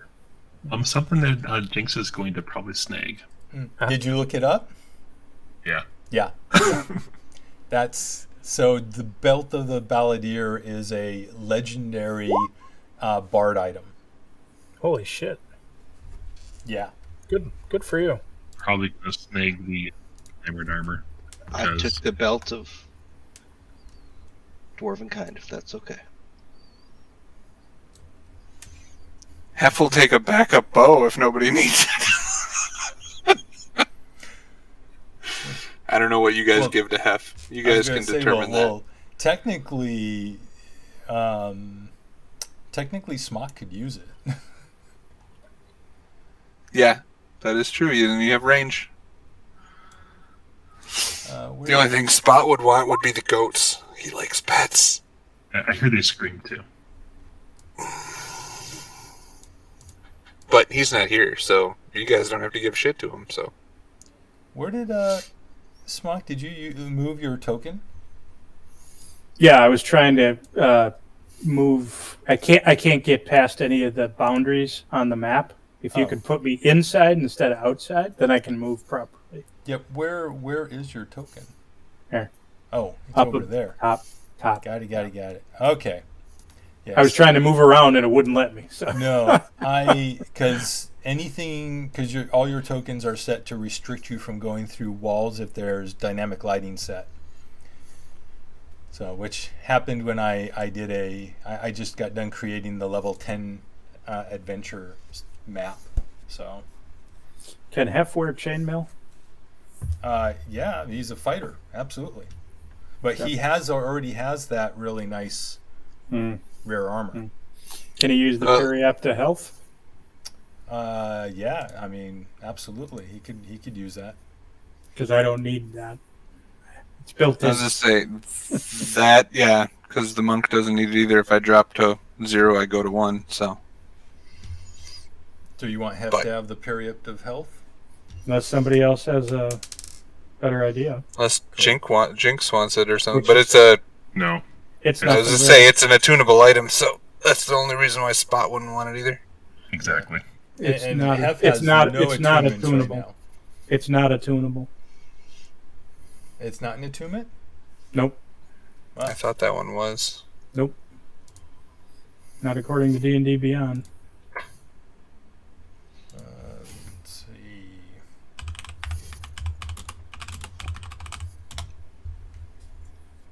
You're thinking of wound closure. Wound closure is attunable. Health is not. Yeah, Periapt of Health. Yeah, yeah. The monk doesn't need that one because he's already immune to disease and all that stuff. Shall so- I put all the gems in the bag of holding? Yes. In fact, take it all. Put it all in.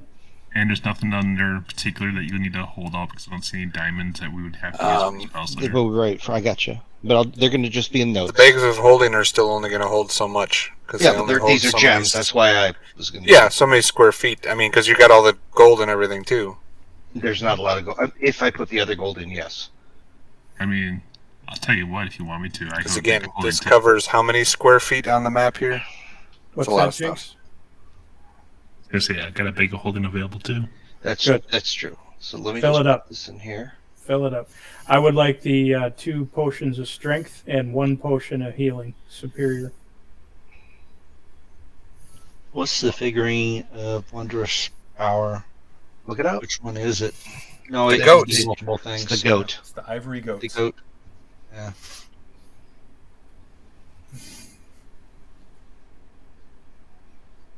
Do you want to put the art in yours?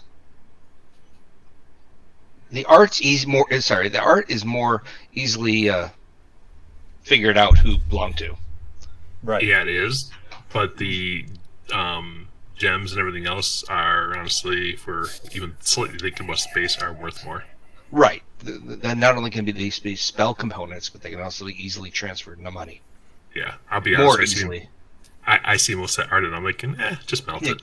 Exactly. So.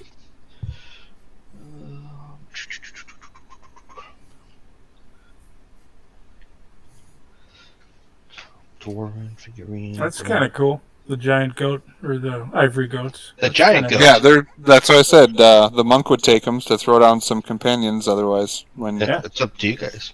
I like it. So everything's been put fingers put on. Well, you have to give the goats to What the about- spot what about- when you see what- them. I'm asking, Scrolls. what did the Black Tentacles is a good offensive spell. Divine Word is a good spell. Commune with Nature. Talk to Luna. But did everybody get something, or is anybody who's not gotten anything yet? Luna, Barry, what did you get? The goat of terror would be good for me to throw down for you. You can remove the horns and use one as a +1 lance, and the other one's a +2 sword. Luna, did you grab anything? No, I haven't grabbed anything yet. I was reading through the different stuff. So who's got the Parapet of Health? That have been Smock? No, Hef took that. Hef. The longbow? Hef already has a +1 longbow.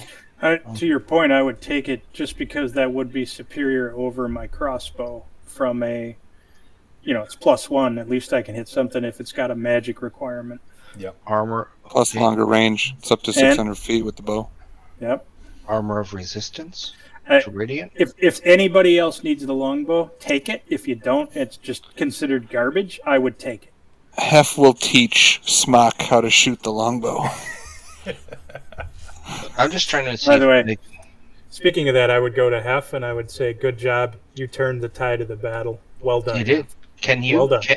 Luna, can you use? Sorry for swearing. I didn't mean to, but you were a freaking dinosaur.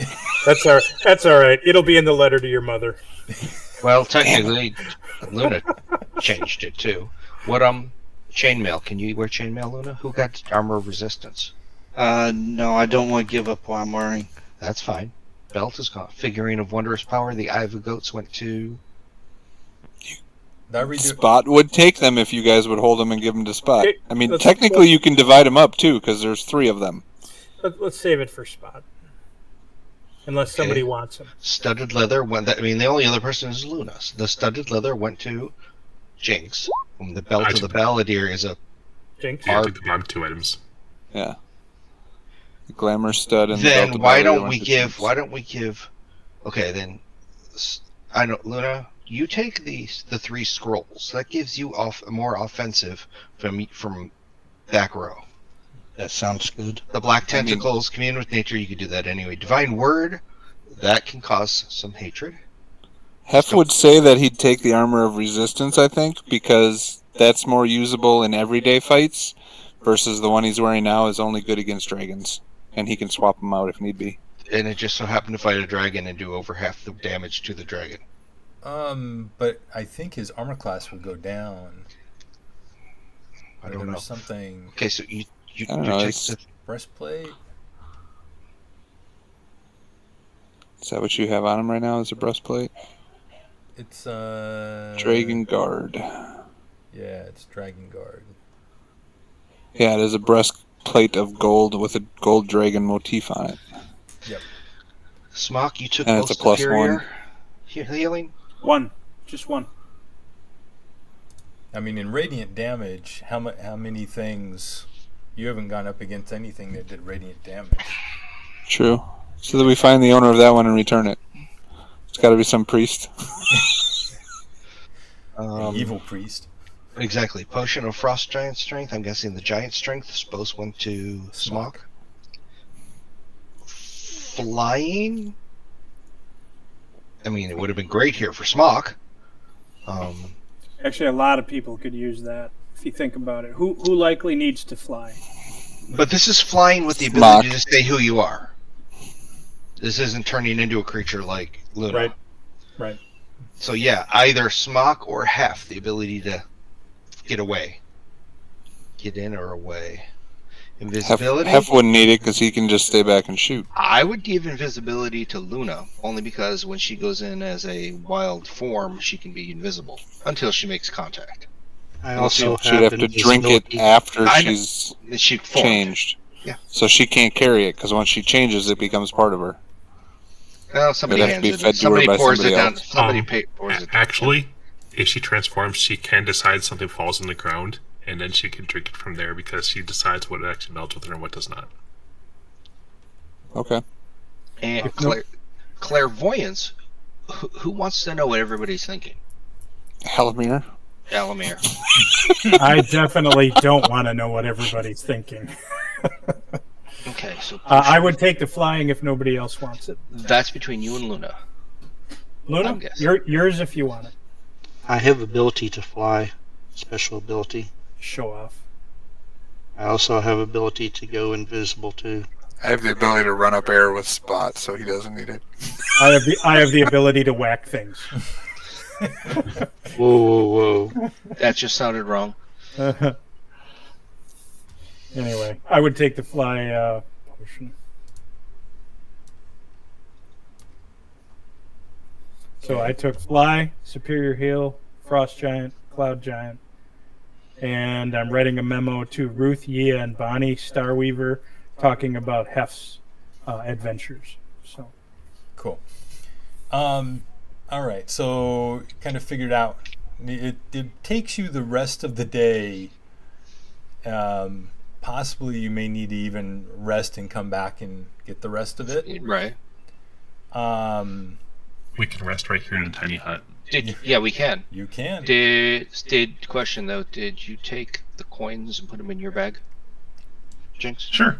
I take the coins and put them in my bag. Okay. So the only thing left here technically is the art. We just won't tell the Cloud Giant. Well, there is also this thing of a vampire. What? Oh, up top. I was like, down here? There's nothing about the vampire. Okay. Yeah, I can do a tiny hut and we get long rest, including the ogres can sit outside and watch. Or, no, the ogres will go back up and rest. And so you've paid them. They've helped uncover the treasure. And they can tell their friends what happened. And so they go head upstairs with their money. Each of them grab one of the comrades. Their comrades, and then they'll come back down. The last one they'll carry up is Pralmok. And 3 were alive when they went up? Yep. So there's 3,000 less in the total treasure pot that's being put away. Okay. Right, out of the gold and silver. I thought you were giving it to them We're doubling anyways for their It's also families. given posthumously too. Oh, yeah. For those who've fallen. So Read still that again. 7,000 total. How many? 7,000, 70 7,000. gold worth went to the ogres. Yeah, they definitely helped a lot. Like I told you guys offline, without it being made into a lair, one ogre dropped this encounter to a hard from deadly, and 7 ogres. It definitely helped a lot. All right. Yeah, but we had one half. Very well done, DM. Applause. Thank you. I think it turned out well. I would have liked to have damaged people more, but that's all right. I scared you. Well, you scared one of us. Pissed off Alligator. Well, that Yeah, only one person ran. That first breath, I think, was scared a couple people. All right. Well, I don't know if Hef would, but he'd probably look at Luna because he's seen Luna take parts and bits of things anyways. So he'd point out that the claws and the teeth and stuff are good to sell for money if you want to tear apart the dragon. All right. So, go ahead and everyone take a long rest. I'll give a long rest to Hef. Those wings look very pliable. I bet you could turn those into leatherish, like armor, almost. Or a really cool cape. Yeah. The cape of billowing dragon wings. I would harvest wherever I could if we had time. Yeah, as much That's time We're as going to have a few days to clean up this pile, so... Yeah, We also got that vampire to take care of too, don't we? roll. So, Luna, roll 2d10, please. Give me a luck roll.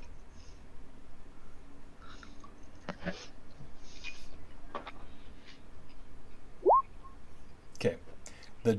This dragon is really in bad shape after the fireball and being ripped into twice by a Tyrannosaurus Rex and all the other attacks.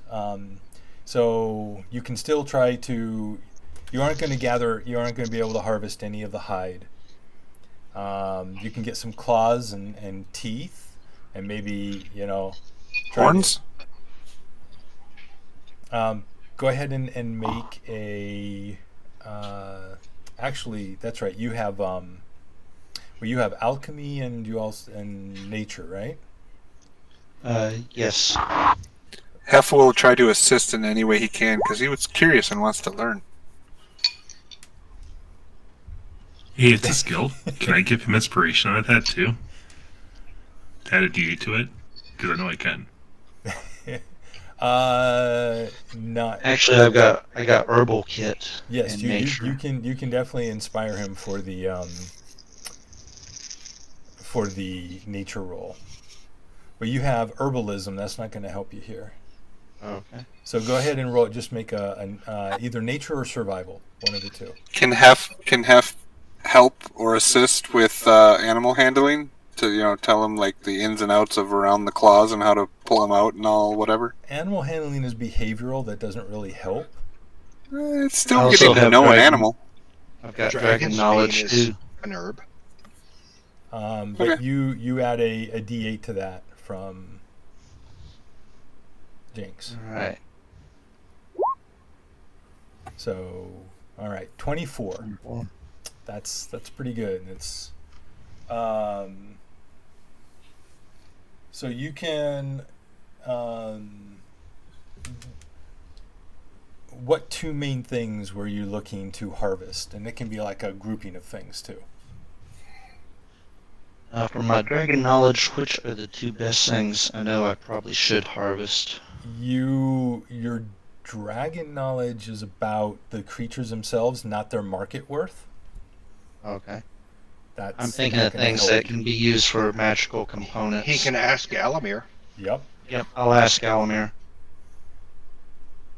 Do you have an idea what Elamir thinks, or you want to roll for it? Average. He thinks it's average. So, Teeth and claws.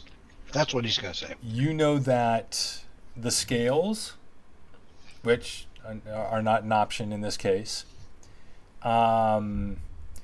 the internal, the blood and internal organs can be useful depending on what someone's looking to do, especially the organ that produces the cold. Even though it's a magic-based thing, there's use for that in creation of artifacts and magic items. Those are more valuable than like teeth and claws, but the teeth and claws are really valuable for creation of like potions and the like. All right, so I'll go for the gland of cold, and then Okay, the you heart get should that. be a pretty. The heart should be a pretty good organ, shouldn't it? Yep, absolutely.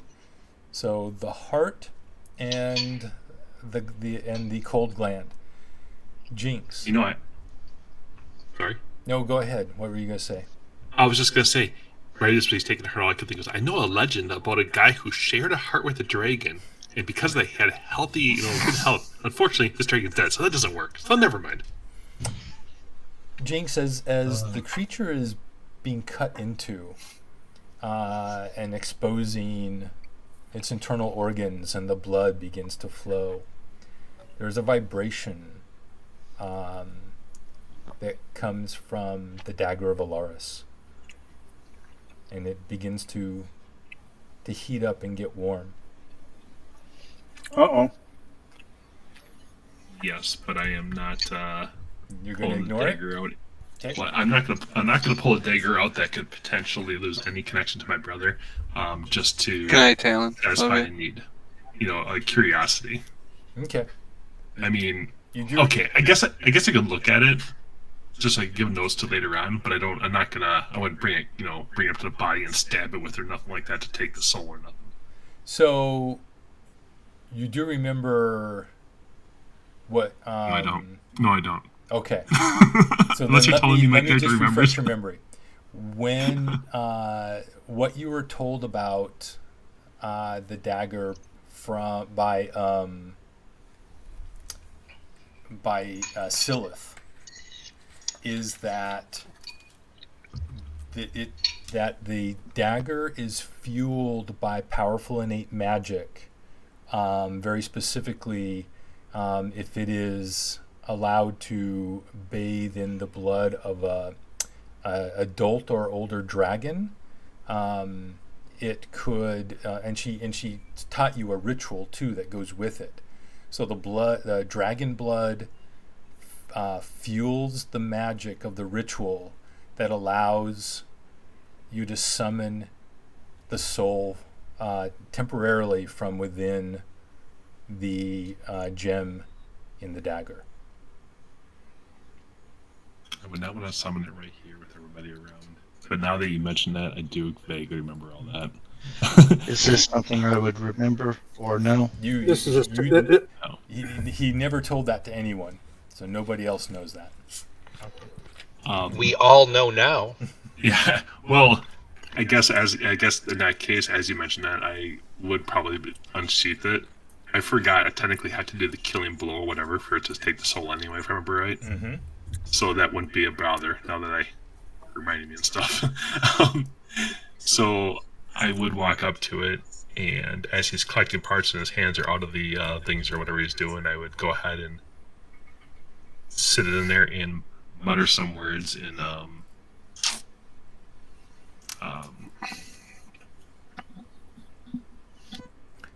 Make an in a Arcana language. check. In Arcana? Yes, please. Did we have a long rest before we did all this? We did, right? Yeah, absolutely. Because I'm assuming you all waited until like you were going through the treasure.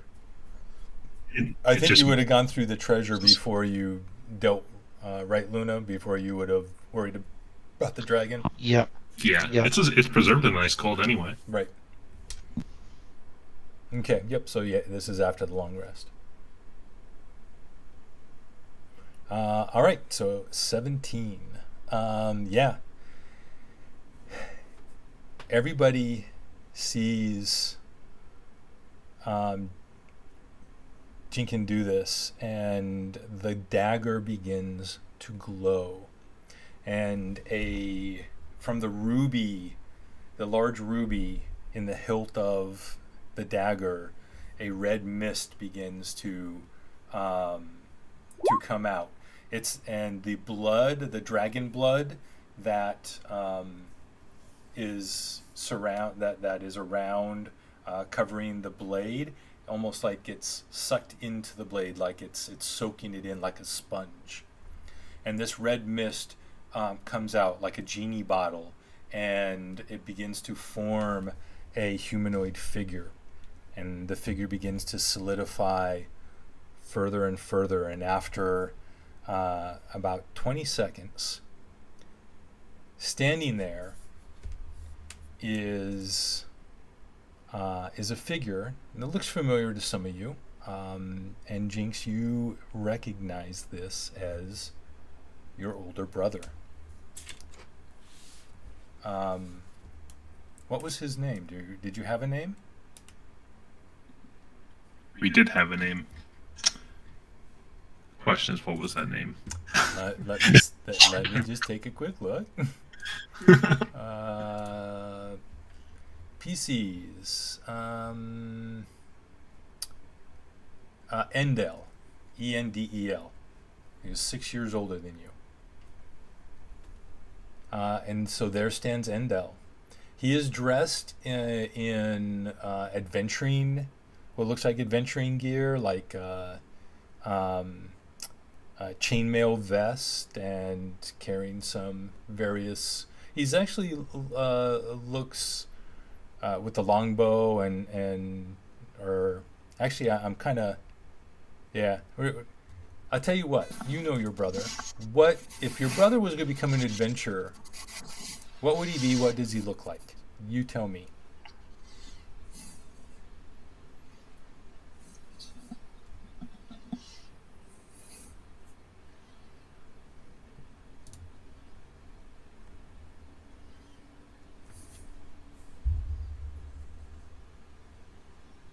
On the spot. Sorry, I'm thinking. Yep, I know. On the spot improv. Welcome to my world.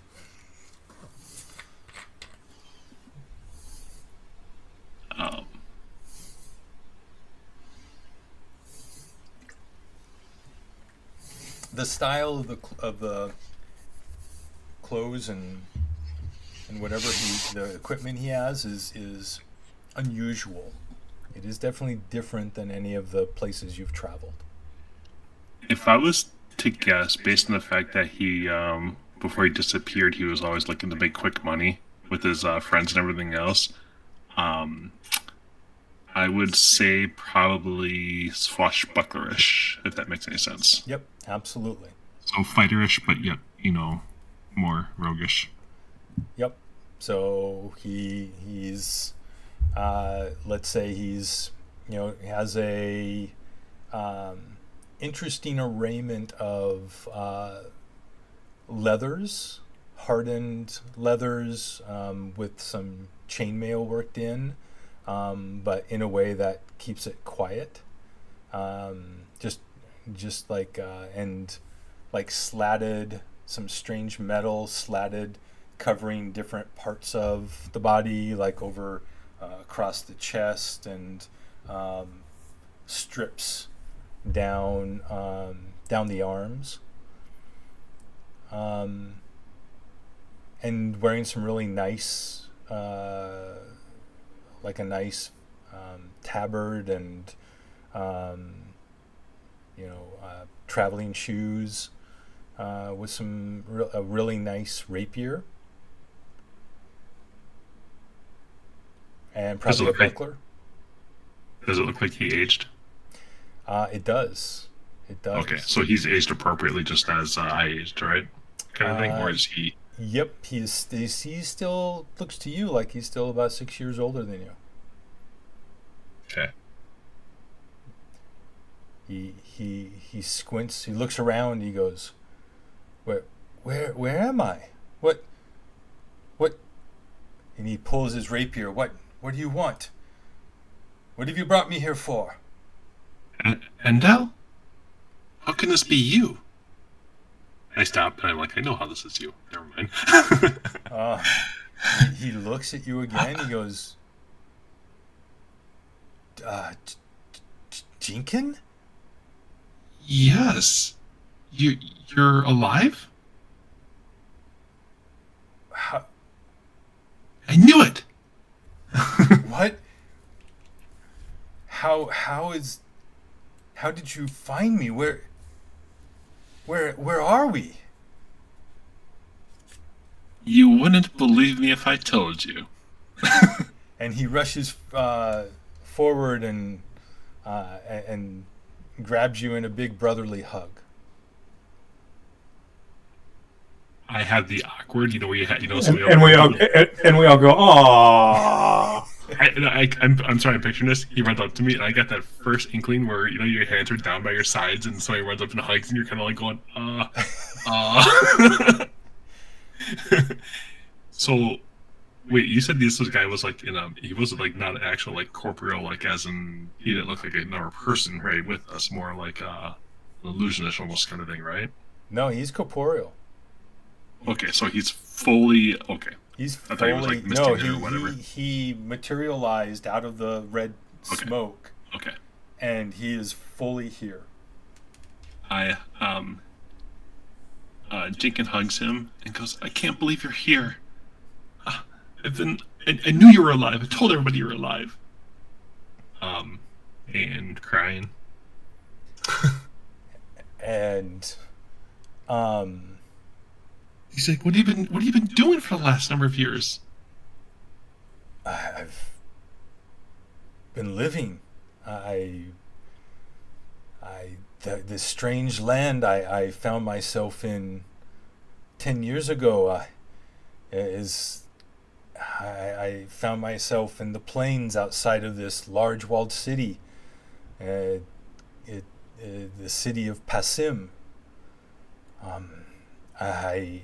There's nowhere else. I went inside and I was lost.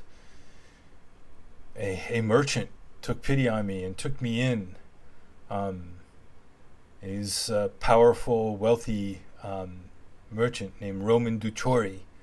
I have worked for him ever since. Do I know where Passim is? Never heard of it. Never heard of it. Never heard of it. What about Elmer? Nope, never heard of it.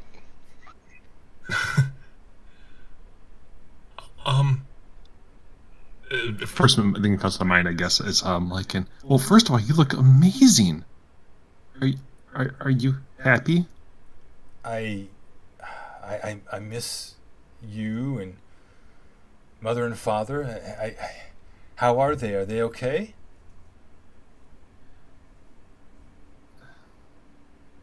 I push that off, and I'd be like, "You want to come back?"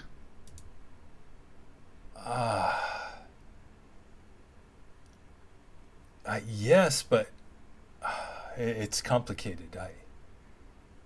I would love to come back, but I'm married. We have a beautiful daughter. I have built a life for myself. I never thought I'd be able to find my way back here. I feel like I should have tossed like 5 gold to Spot if he was around. Like I just lost a bet.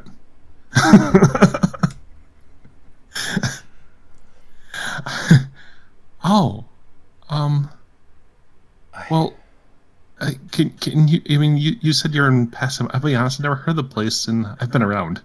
Um, what constellations do you see in the sky at night? And he goes off and names a bunch of them. He tells you the world is called Alaris, and he talks to you about but it's like this huge continent and some minor islands is this world, but there's this strange uncontrolled magic that is infusing into the world, and there's a magic dome that was put up by the gods back before they became gods to protect the world from some ancient historic calamity, and now everyone within it is trapped. That's one of the reasons I thought I would never be able to come back. It blocks everything. You can summon demons, but demons can't be sent back because of this dome. But it's a beautiful world with beautiful people just like here. So, you for sure wouldn't want to come back without your now wife. No, I can't. I can't leave them.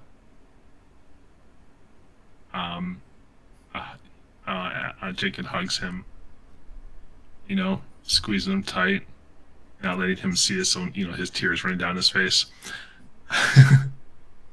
That whole hug so you can't see my face thing. Yep. And so it's coming up on close to, I'm gonna say like it's this. We're about at the. I know we've been talking for longer, but we'll say we're about at the.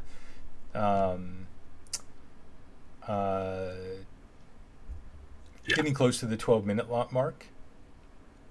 Yep. And you see the red mist begin to forming around his body. If I can find a way to see you, I will. I think our time is up.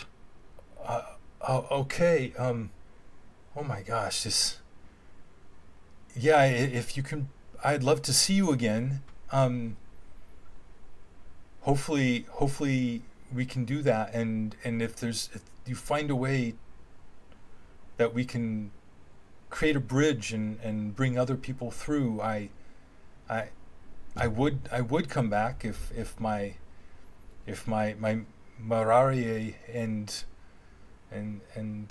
little angel could bring themselves to come to another world themselves. Absolutely. I love you, brother. You take care of yourself. I love you too. And the mist envelops him, and he gets sucked back into the ruby. So I witness all this, right? Yes, you do. Is there any way I can harvest enough blood for him to do it one more time at a later time? Yeah, absolutely. So it took a lot of blood. It soaked in a huge amount, but there is enough blood and it is the next day. But it is dragon blood. It is magical. And given the nature check you made, you can, but you need something to put it in though. You would need at least 4 large vials for the blood. Would I have that in my herbalist kit? Oh, that's a good question. I'll tell you what. If nothing else, I do have some cult ale, and I bet you that those kegs, dump one of those out, we could easily put it in there, maybe. The problem is that dragon blood. It eats glass or whatever, kind of like acid or something. Yeah, it is Gotcha. kind of like acidic, or at least will eat away wood. So this is like aliens, where they. It's not that bad, but yeah, dragon blood is very magical. It at least needs a glass container, if not a magically prepared container. Go ahead and just make another luck roll, Luna. As long as you roll halfway decent. D20 or D10? No, 2d10. 2d10 for a luck roll. question. For those of us that took potions of healing, those are in glass bottles. Mm-hmm. So I've got one bottle. I know Smock has one bottle, if I But remember correctly. Go ahead. Potions are small vials. Yeah, but there's 4 of them. I know, You but said you need needed 4 4. large vials. Oh, I said 4 vials. Okay. Yeah, I'll try large. They need to be large. You have 3. So, Luna, you have 3 vials that you can use in your kit. I mean, and that could be enough to at least, make the connection just for a shorter time. I collect it, and I ask him, does he want it, or does he want me to keep it for him?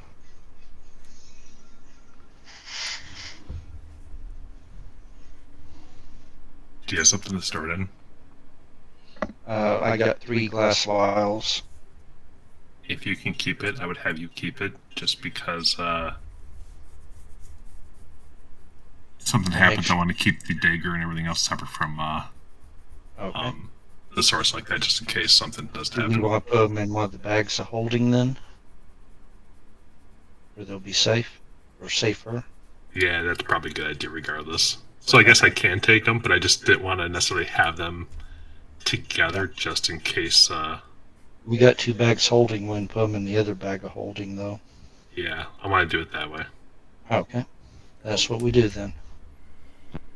I still don't know the effects and how many times it can happen, and if it's has like reduced returns and all this hard junk. I don't want something to be wonky.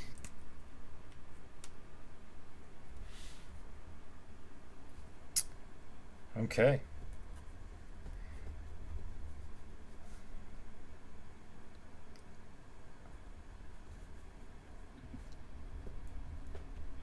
Chicken gets up and goes, wipes his face off like he was just sweating, and he gets up and he's like, "Okay, guys, I'm fine." All right.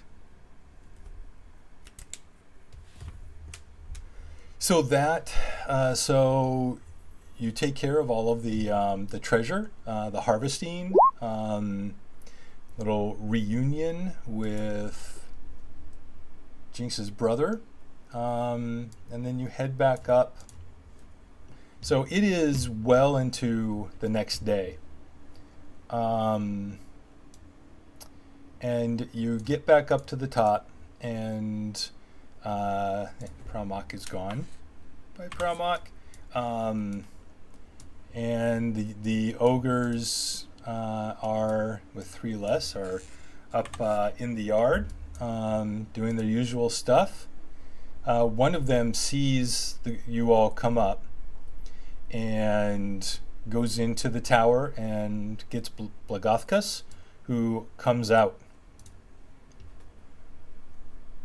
Well, good to see you all. What have you... and we'll just say he's meeting you all outside. What have you all... I heard you took care of that dragon. Thank you very much. Actually, kind of did. And I removed its heart and cold gland, so hopefully it can never return. If it does, it will be less powerful. I've never heard of a dragon coming back unless it had been prepared, and even dragons must go through special rituals to come back as undead. So it will what? It will come back as even less than it was then. And you don't you guys were busy. When you didn't come back up, I had a question for you. You weren't around, so I made the decision to land last night for a few hours. There was some of the creatures that served the vampire woman came and said that they knew what was going on, and she had asked if if we landed, that she would leave peacefully. So in the middle of the night, she and her minions took her coffin and left the castle.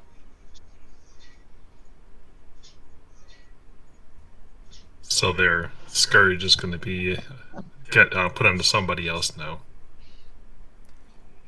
That is for others to deal with. She came on at the request of Resmir, and I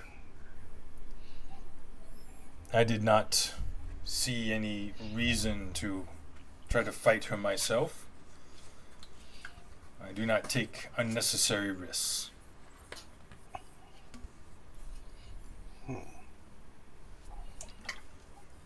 At least, and by unnecessary I mean things that do not directly accomplish the goals of my people. So, yes. If you are done, then are you ready to go back to Parnast? Where would you like to go? One quick question. The dragon that was down there, did they ever tell us how long the dragon's been there? No, they didn't. Yeah, one thing, last thing is, how long was that dragon down there? We had been gathering the treasure this time round for about 3 weeks. So not that long. That's 3 weeks worth of stuff. The dragon, but actually, the dragon arrived, at the beginning of then. So it's been about that long. 10 days. Oh. So about a month. So it wasn't fully nested yet. Do you know where its original home is? Somewhere in the mountains, north of here, east of where my people, most of my people live, in the spine of the world. That is, I don't know exactly where. Looking at Luna, I'd be like, it doesn't sound like the scourge is necessarily gone. Who knows how many eggs are there? Eggs.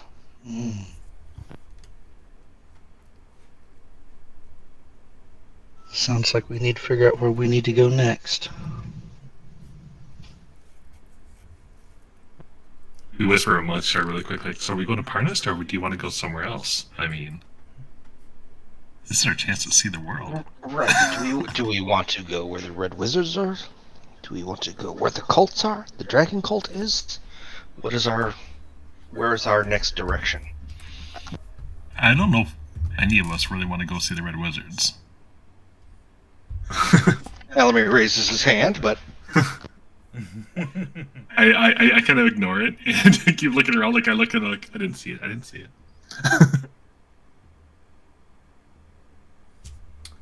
So you haven't. Let's see. So let's do again. It's very windy today, but it's very few clouds in the sky. Everyone make a perception check.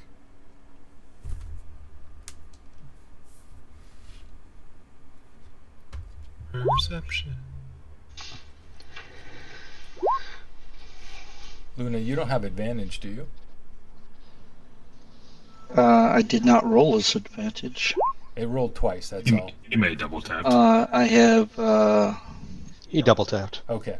No problem. No, I'm proficient in it.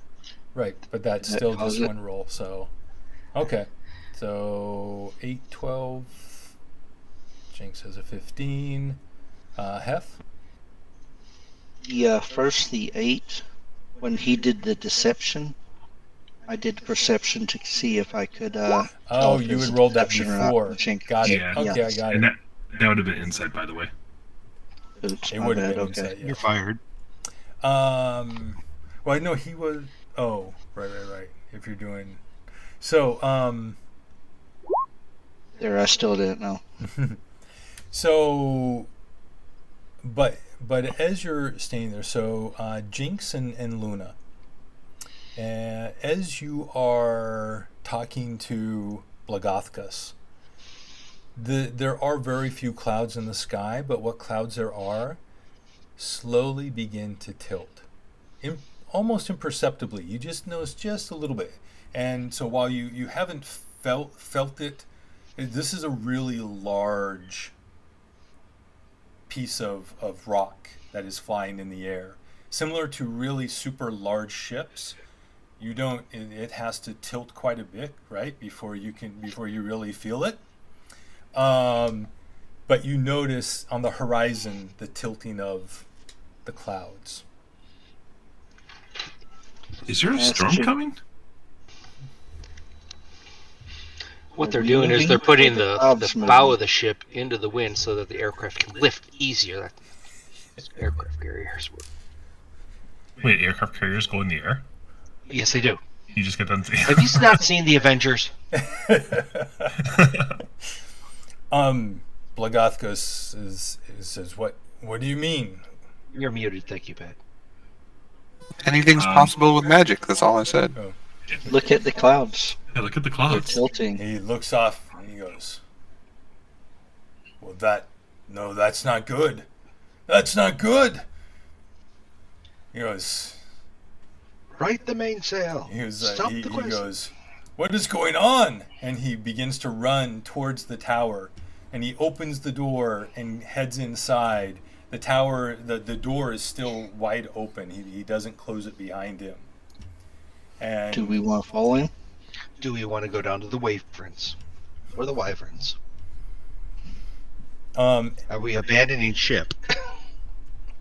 And there is, you notice now, now the surface is tilting enough. Everyone's beginning to feel it. The gravity is pulling you towards the servant barracks to the west. And one of the ogres stumbles and goes down on a knee, and they all look around, and they begin kind of running over. Everybody hold on to smock. Drink the flying potion. Yeah. So some of them begin running. Some of them begin running towards you. One runs towards the tower and yells inside the door. But yeah, and the other few are just kind of looking around. What do you do? Hope we neither head for Wyverns or head up the deal with him.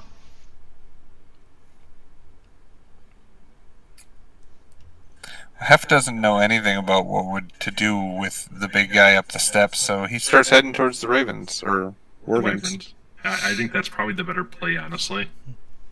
Keeps us mobile. We don't know if we're crashing. We don't know if we're what's Totally going agree. Totally agree. Okay. Let's all make it for the Wyverns. Do you all travel together, or the people who are faster just run to get there first? I run to get there first to help open the door, and since I'm one of the animal handlers, I will try to settle Wyverns to prepare around them. Okay. So Luna gets... So I'm a dash. Yeah, is already down the stairs in the first round. Then everyone else goes to follow. Let's clean some of this up here, because this is none of the none of these guys are here. Yeah. So on a dash, I can do 120 feet. So as you get to the bottom of the stairs, Luna, you are out. So let me just drag everybody some places here. Let's drag everybody back here. Everybody, as you come out of the stairwell, Luna is probably at this point about 90 feet ahead of everybody. So I'm just going to do like this. So not terrible. So yeah, about right here. Sure. So you hear. It's not a whining noise. It's a squeal. It is this high-pitched squeal coming from above somewhere, like from above, actually about above to the right here, to the right of where Luna is, coming out over. You hear it coming from above the level that you just left, and along with this a wave of energy, just light wave that travels through your bodies from head to toe. And I need everyone to make a dexterity saving throw, please. Because it causes this little extra disorientation along with the tilting. And if they're within 10 feet of me, they get a +4. Yep, so that's everybody except for Luna. So then there's a little stumbling, but everybody in the group to the back, just coming out of the stairwell, stumbles a little bit, but keeps their footing. Luna, you stumble and fall to the ground. What was that? And now, I don't know. I don't know how to fly rocks. Let's run. I need everyone to roll initiative, please.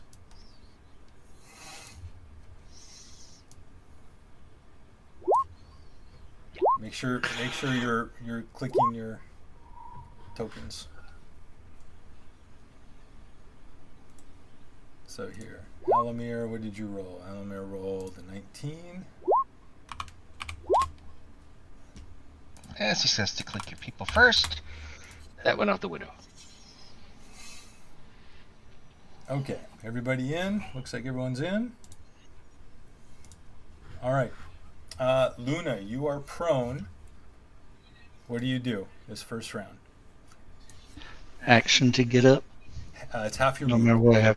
Half your movement to get up. I'm down 30 feet then. Just use your action to move more. Yep. And then I can still dash, right? Mm-hmm. So that gives me 60 feet. Plus 30, so that's 90 total. Okay. Let's see here. Where is the measuring? Okay.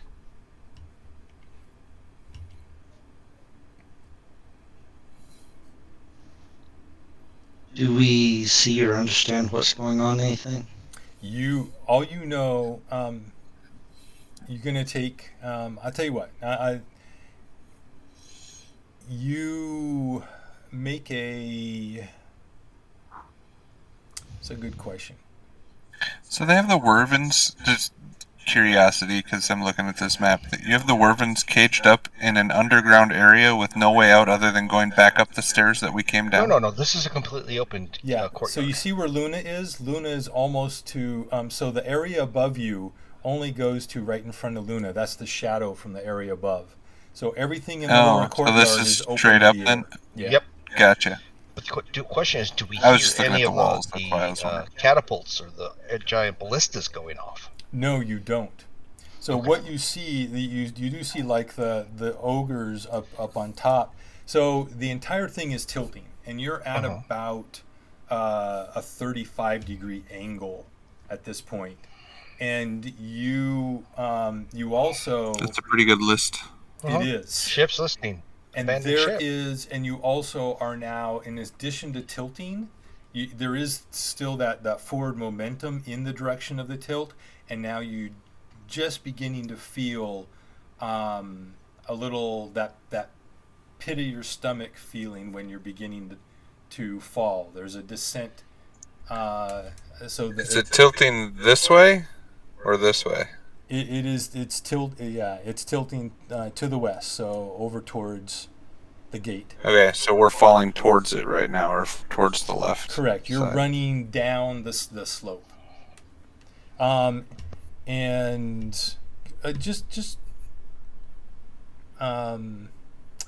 actually, with your passive, Luna, I won't even make you roll. You catch a glimpse over in between these two towers, or on the in just over the top of the gate. You see the top of a mountain. As you were flying next to, or you were actually flying above the southern edge of those mountains. The castle was taking its time for you to get rid of the dragon, and that's what he had said he was doing. And now you see that as you're going down, you're probably heading towards that. You are above the mountains, and now descending faster and faster towards that region, possibly one of the mountains themselves. What is the largest thing that is flying that I can wild shape into? The fastest No, thing? or the largest thing that can carry the most. I can't. There's a dinosaur that flies that's like a pterodactyl. Pterodactyl. Right? Can we go into a rock? That's where we're going right now. I don't. What's in your list of things that you can turn into? Well, that's what I was trying to figure out. What was the largest thing that, because I do the extras, the wild shape doesn't always show everything in there. Well, It should show everything that you're capable of doing. Correct. Okay. So level 3. Wild shape. Let's see. Your wild shape is listed. So if you do. Can you do it in a dragon then? So you're doing wild shapes, and it says filter using wild shape rules, so that's already set. Yep. Does that mean he can do a dragon? No, because that's not a beast. Oh. Has to be a beast and a CR beast. under a certain amount. And maybe I think we can do a filter for fly. Can we? Yeah. No, that's just in the names. Never mind. That's not really helping.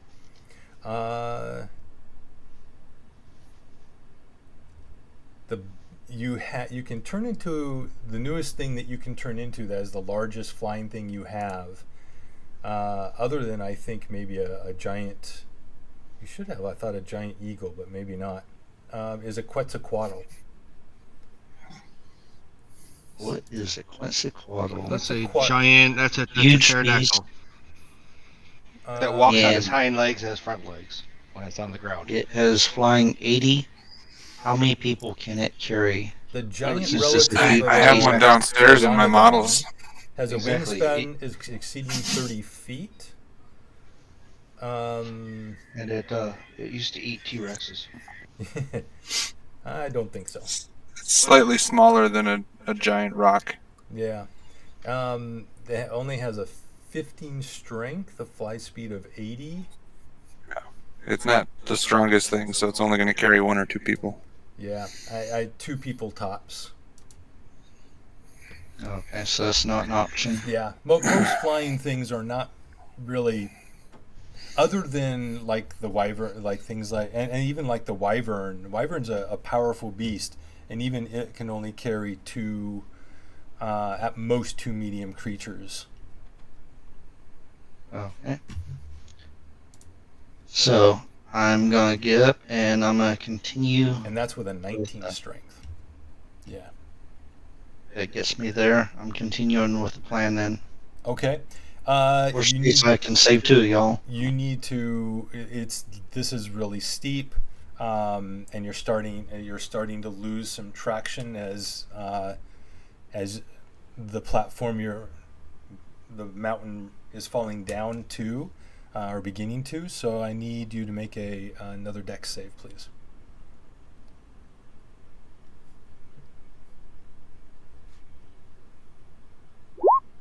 No problem. All right, you get all the way there without a problem. Jinx. What do you do? Yes. You are next. Well, we gotta rush forward. I'm gonna just double move. That's all I really can do.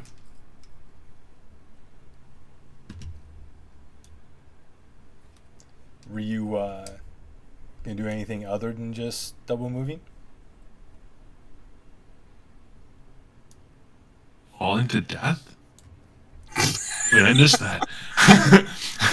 How do we do That is the way we fall to death. Okay, I was just pointing it out. How do we do the distance marker? I'm to be honest, I'm thinking, are you going to use your bonus action? Bonus action. To Misty Step. I want a Misty Step? No, if I was closer, I would. Okay. But I can use the Misty Step for an emergency sake more than just one time, because it's literally just be a one time. It's a, it's a freebie use. Got it. All right, Alamir. Oh, and Jinx, I'm sorry. Dex saving throw, please, as you double moved. Dex saving throw, huh? It's not that hard right now, but it will. It's going to get harder. That's fine. You get there, no problem. All right, Alamir. Who did I fly in with? Who was my flyer? Was it Hef? No, Smock was with Hef. You were with Jinx. Luna, was he me? Or Luna, it was. You're right. You were with Luna. Jinx was by himself. Well, this sucks then. So Jinx was with who then? What do you mean? Jinx was by himself on I flew my own. Okay, so they're together. So 30. Yeah, Hef. I had yelled out. All right, so same as before. 5, 10, 15, 20, 25, 30. Movement. Sorry, I gotta click my guy. Movement to here. Fey action to here. Utilizing my Misty Step. Since I know what the inside looks like, I say, Jinx, let's get to the Waverns. I grab him and move 500 feet, well, actually 160 feet, to inside the room with the Wyverns. Okay. Where in there? I assume like maybe. The next thing I ask is, where did you, either in the middle or if Jinx can, while we're there, I go, which one was yours? Do I remember which one was his? I don't think you put them away. You because you were afraid of them, so you didn't even go in. So then Jinx, yes, you can't come in. Sorry, nope, the doors are locked. They were locked to me too. No, so Jinx is there next to you. All right. So then we land. So I just I just don't know which one was his. So. You didn't actually need to you cast a spell. So, but I still need a dex save from you. That's what the landing. I got it. We got to place the landing. Yep. Hef says to Smock, "Follow me." So you should hold your turn. Okay, and so watch Alamir me first. falls down. It's okay. Yeah, no, Alamir definitely comes out and stumbles. Jinx, dex save from you again, please. I'm gonna add there. Yep, Jinx lands without even a stumble. A few of that to me. Okay. All right, and Smock, it's your Save turn. a friend there. Hey, can I catch him? Hold action, waiting for Hef to lead. And I follow Hef when he chooses to go wherever he chooses to go. Well, Hef's is just running, so go ahead and just move. Well, I'm gonna show Smock how to use his shield as a sled. So I'm gonna use my movement and put my shield down and knees on it and try to slide since we're going that way, a controlled slide using my hands to steer it to try to get there and let the gravity pull me. Got it. And then as I get closer, I'm going to roll off, grabbing the shield, roll off onto my belly to lay flat so I don't keep rolling or tumbling down as I go. Still only counts as one. Hopefully I can get more distance in one movement. So movement of normal as a little jog, and then a jump onto the shield and slide for the bonus action movement of however long you want to let me go, Tom. Okay. All right, so you know that it's tilting with the tilt, so you jump out. So that's jump the ahead. 30. Yeah, then I jump on the sled or the shield and use it as like a sled. Okay, go ahead and just roll me an acrobatics. Actually, I will take acrobatics for this because you're jumping into and down. That's okay. Not the best because he doesn't use a shield a whole lot, so it's something new to him. So I'm about a 35, or I'm going to let you. So you're going to go 10, 20. You're going to go 35. So a little bit more than. You're going to go quite a ways. You begin sliding faster and faster down this slide. And I want to time it so that I roll onto my belly or my back to stop the momentum of the slide as much as I can when I get to halfway there, or if I'm across from the door, so that I have to run sideways across the slant up to the door. Got it. Smock, you see you have jump on a shield, which I don't think you have a shield. I thought he did. Nope. Oh, well. and I had to check my inventory. I was like, oh, yeah, so now use it this way. As I assume you run after him? Yes, double speed. Double speed. You got plate mail. You could just slide up. Go ahead and roll a dex check. Dexterity saving throw.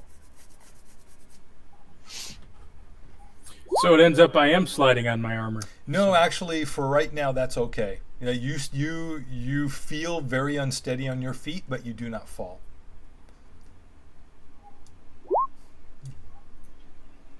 You mind if I ask a quick question? What? So under mobility, when I dash action, difficult terrain does not cost extra movement. Right. That turn.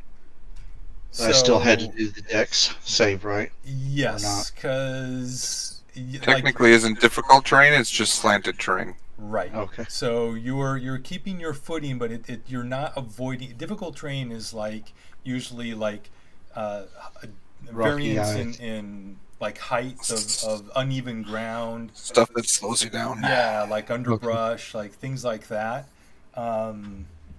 That's why the ice was affecting you, because it was traction. It's traction and balance, which is different from difficult terrain.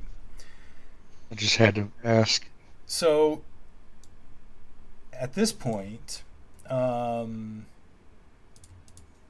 back to the top. So it's the next round. The tilting becomes more pronounced. The speed begins to pick up, and you all feel a significant drop underneath you. You're still standing, but now it's almost like you're in an elevator that's going down at a fast speed. Or if you've ever been in those in the elevators in an amusement park where you do the free fall, it's like the beginning of that. You're not going that fast, but you feel the momentum picking up very quickly.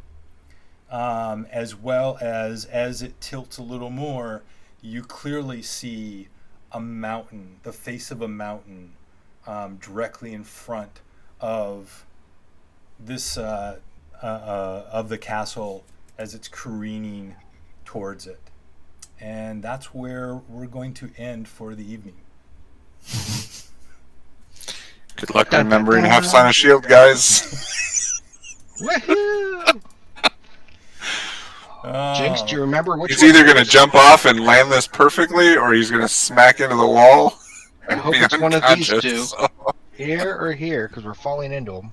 So, all right. So first major dragon successfully vanquished, and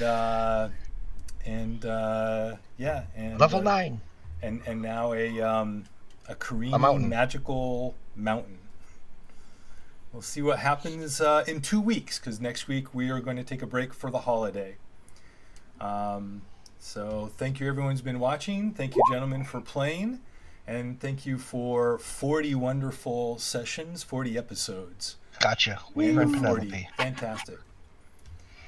And all right. And so until next time in 2 weeks, hope everyone's lives are filled with peace, joy, and love. Thank you.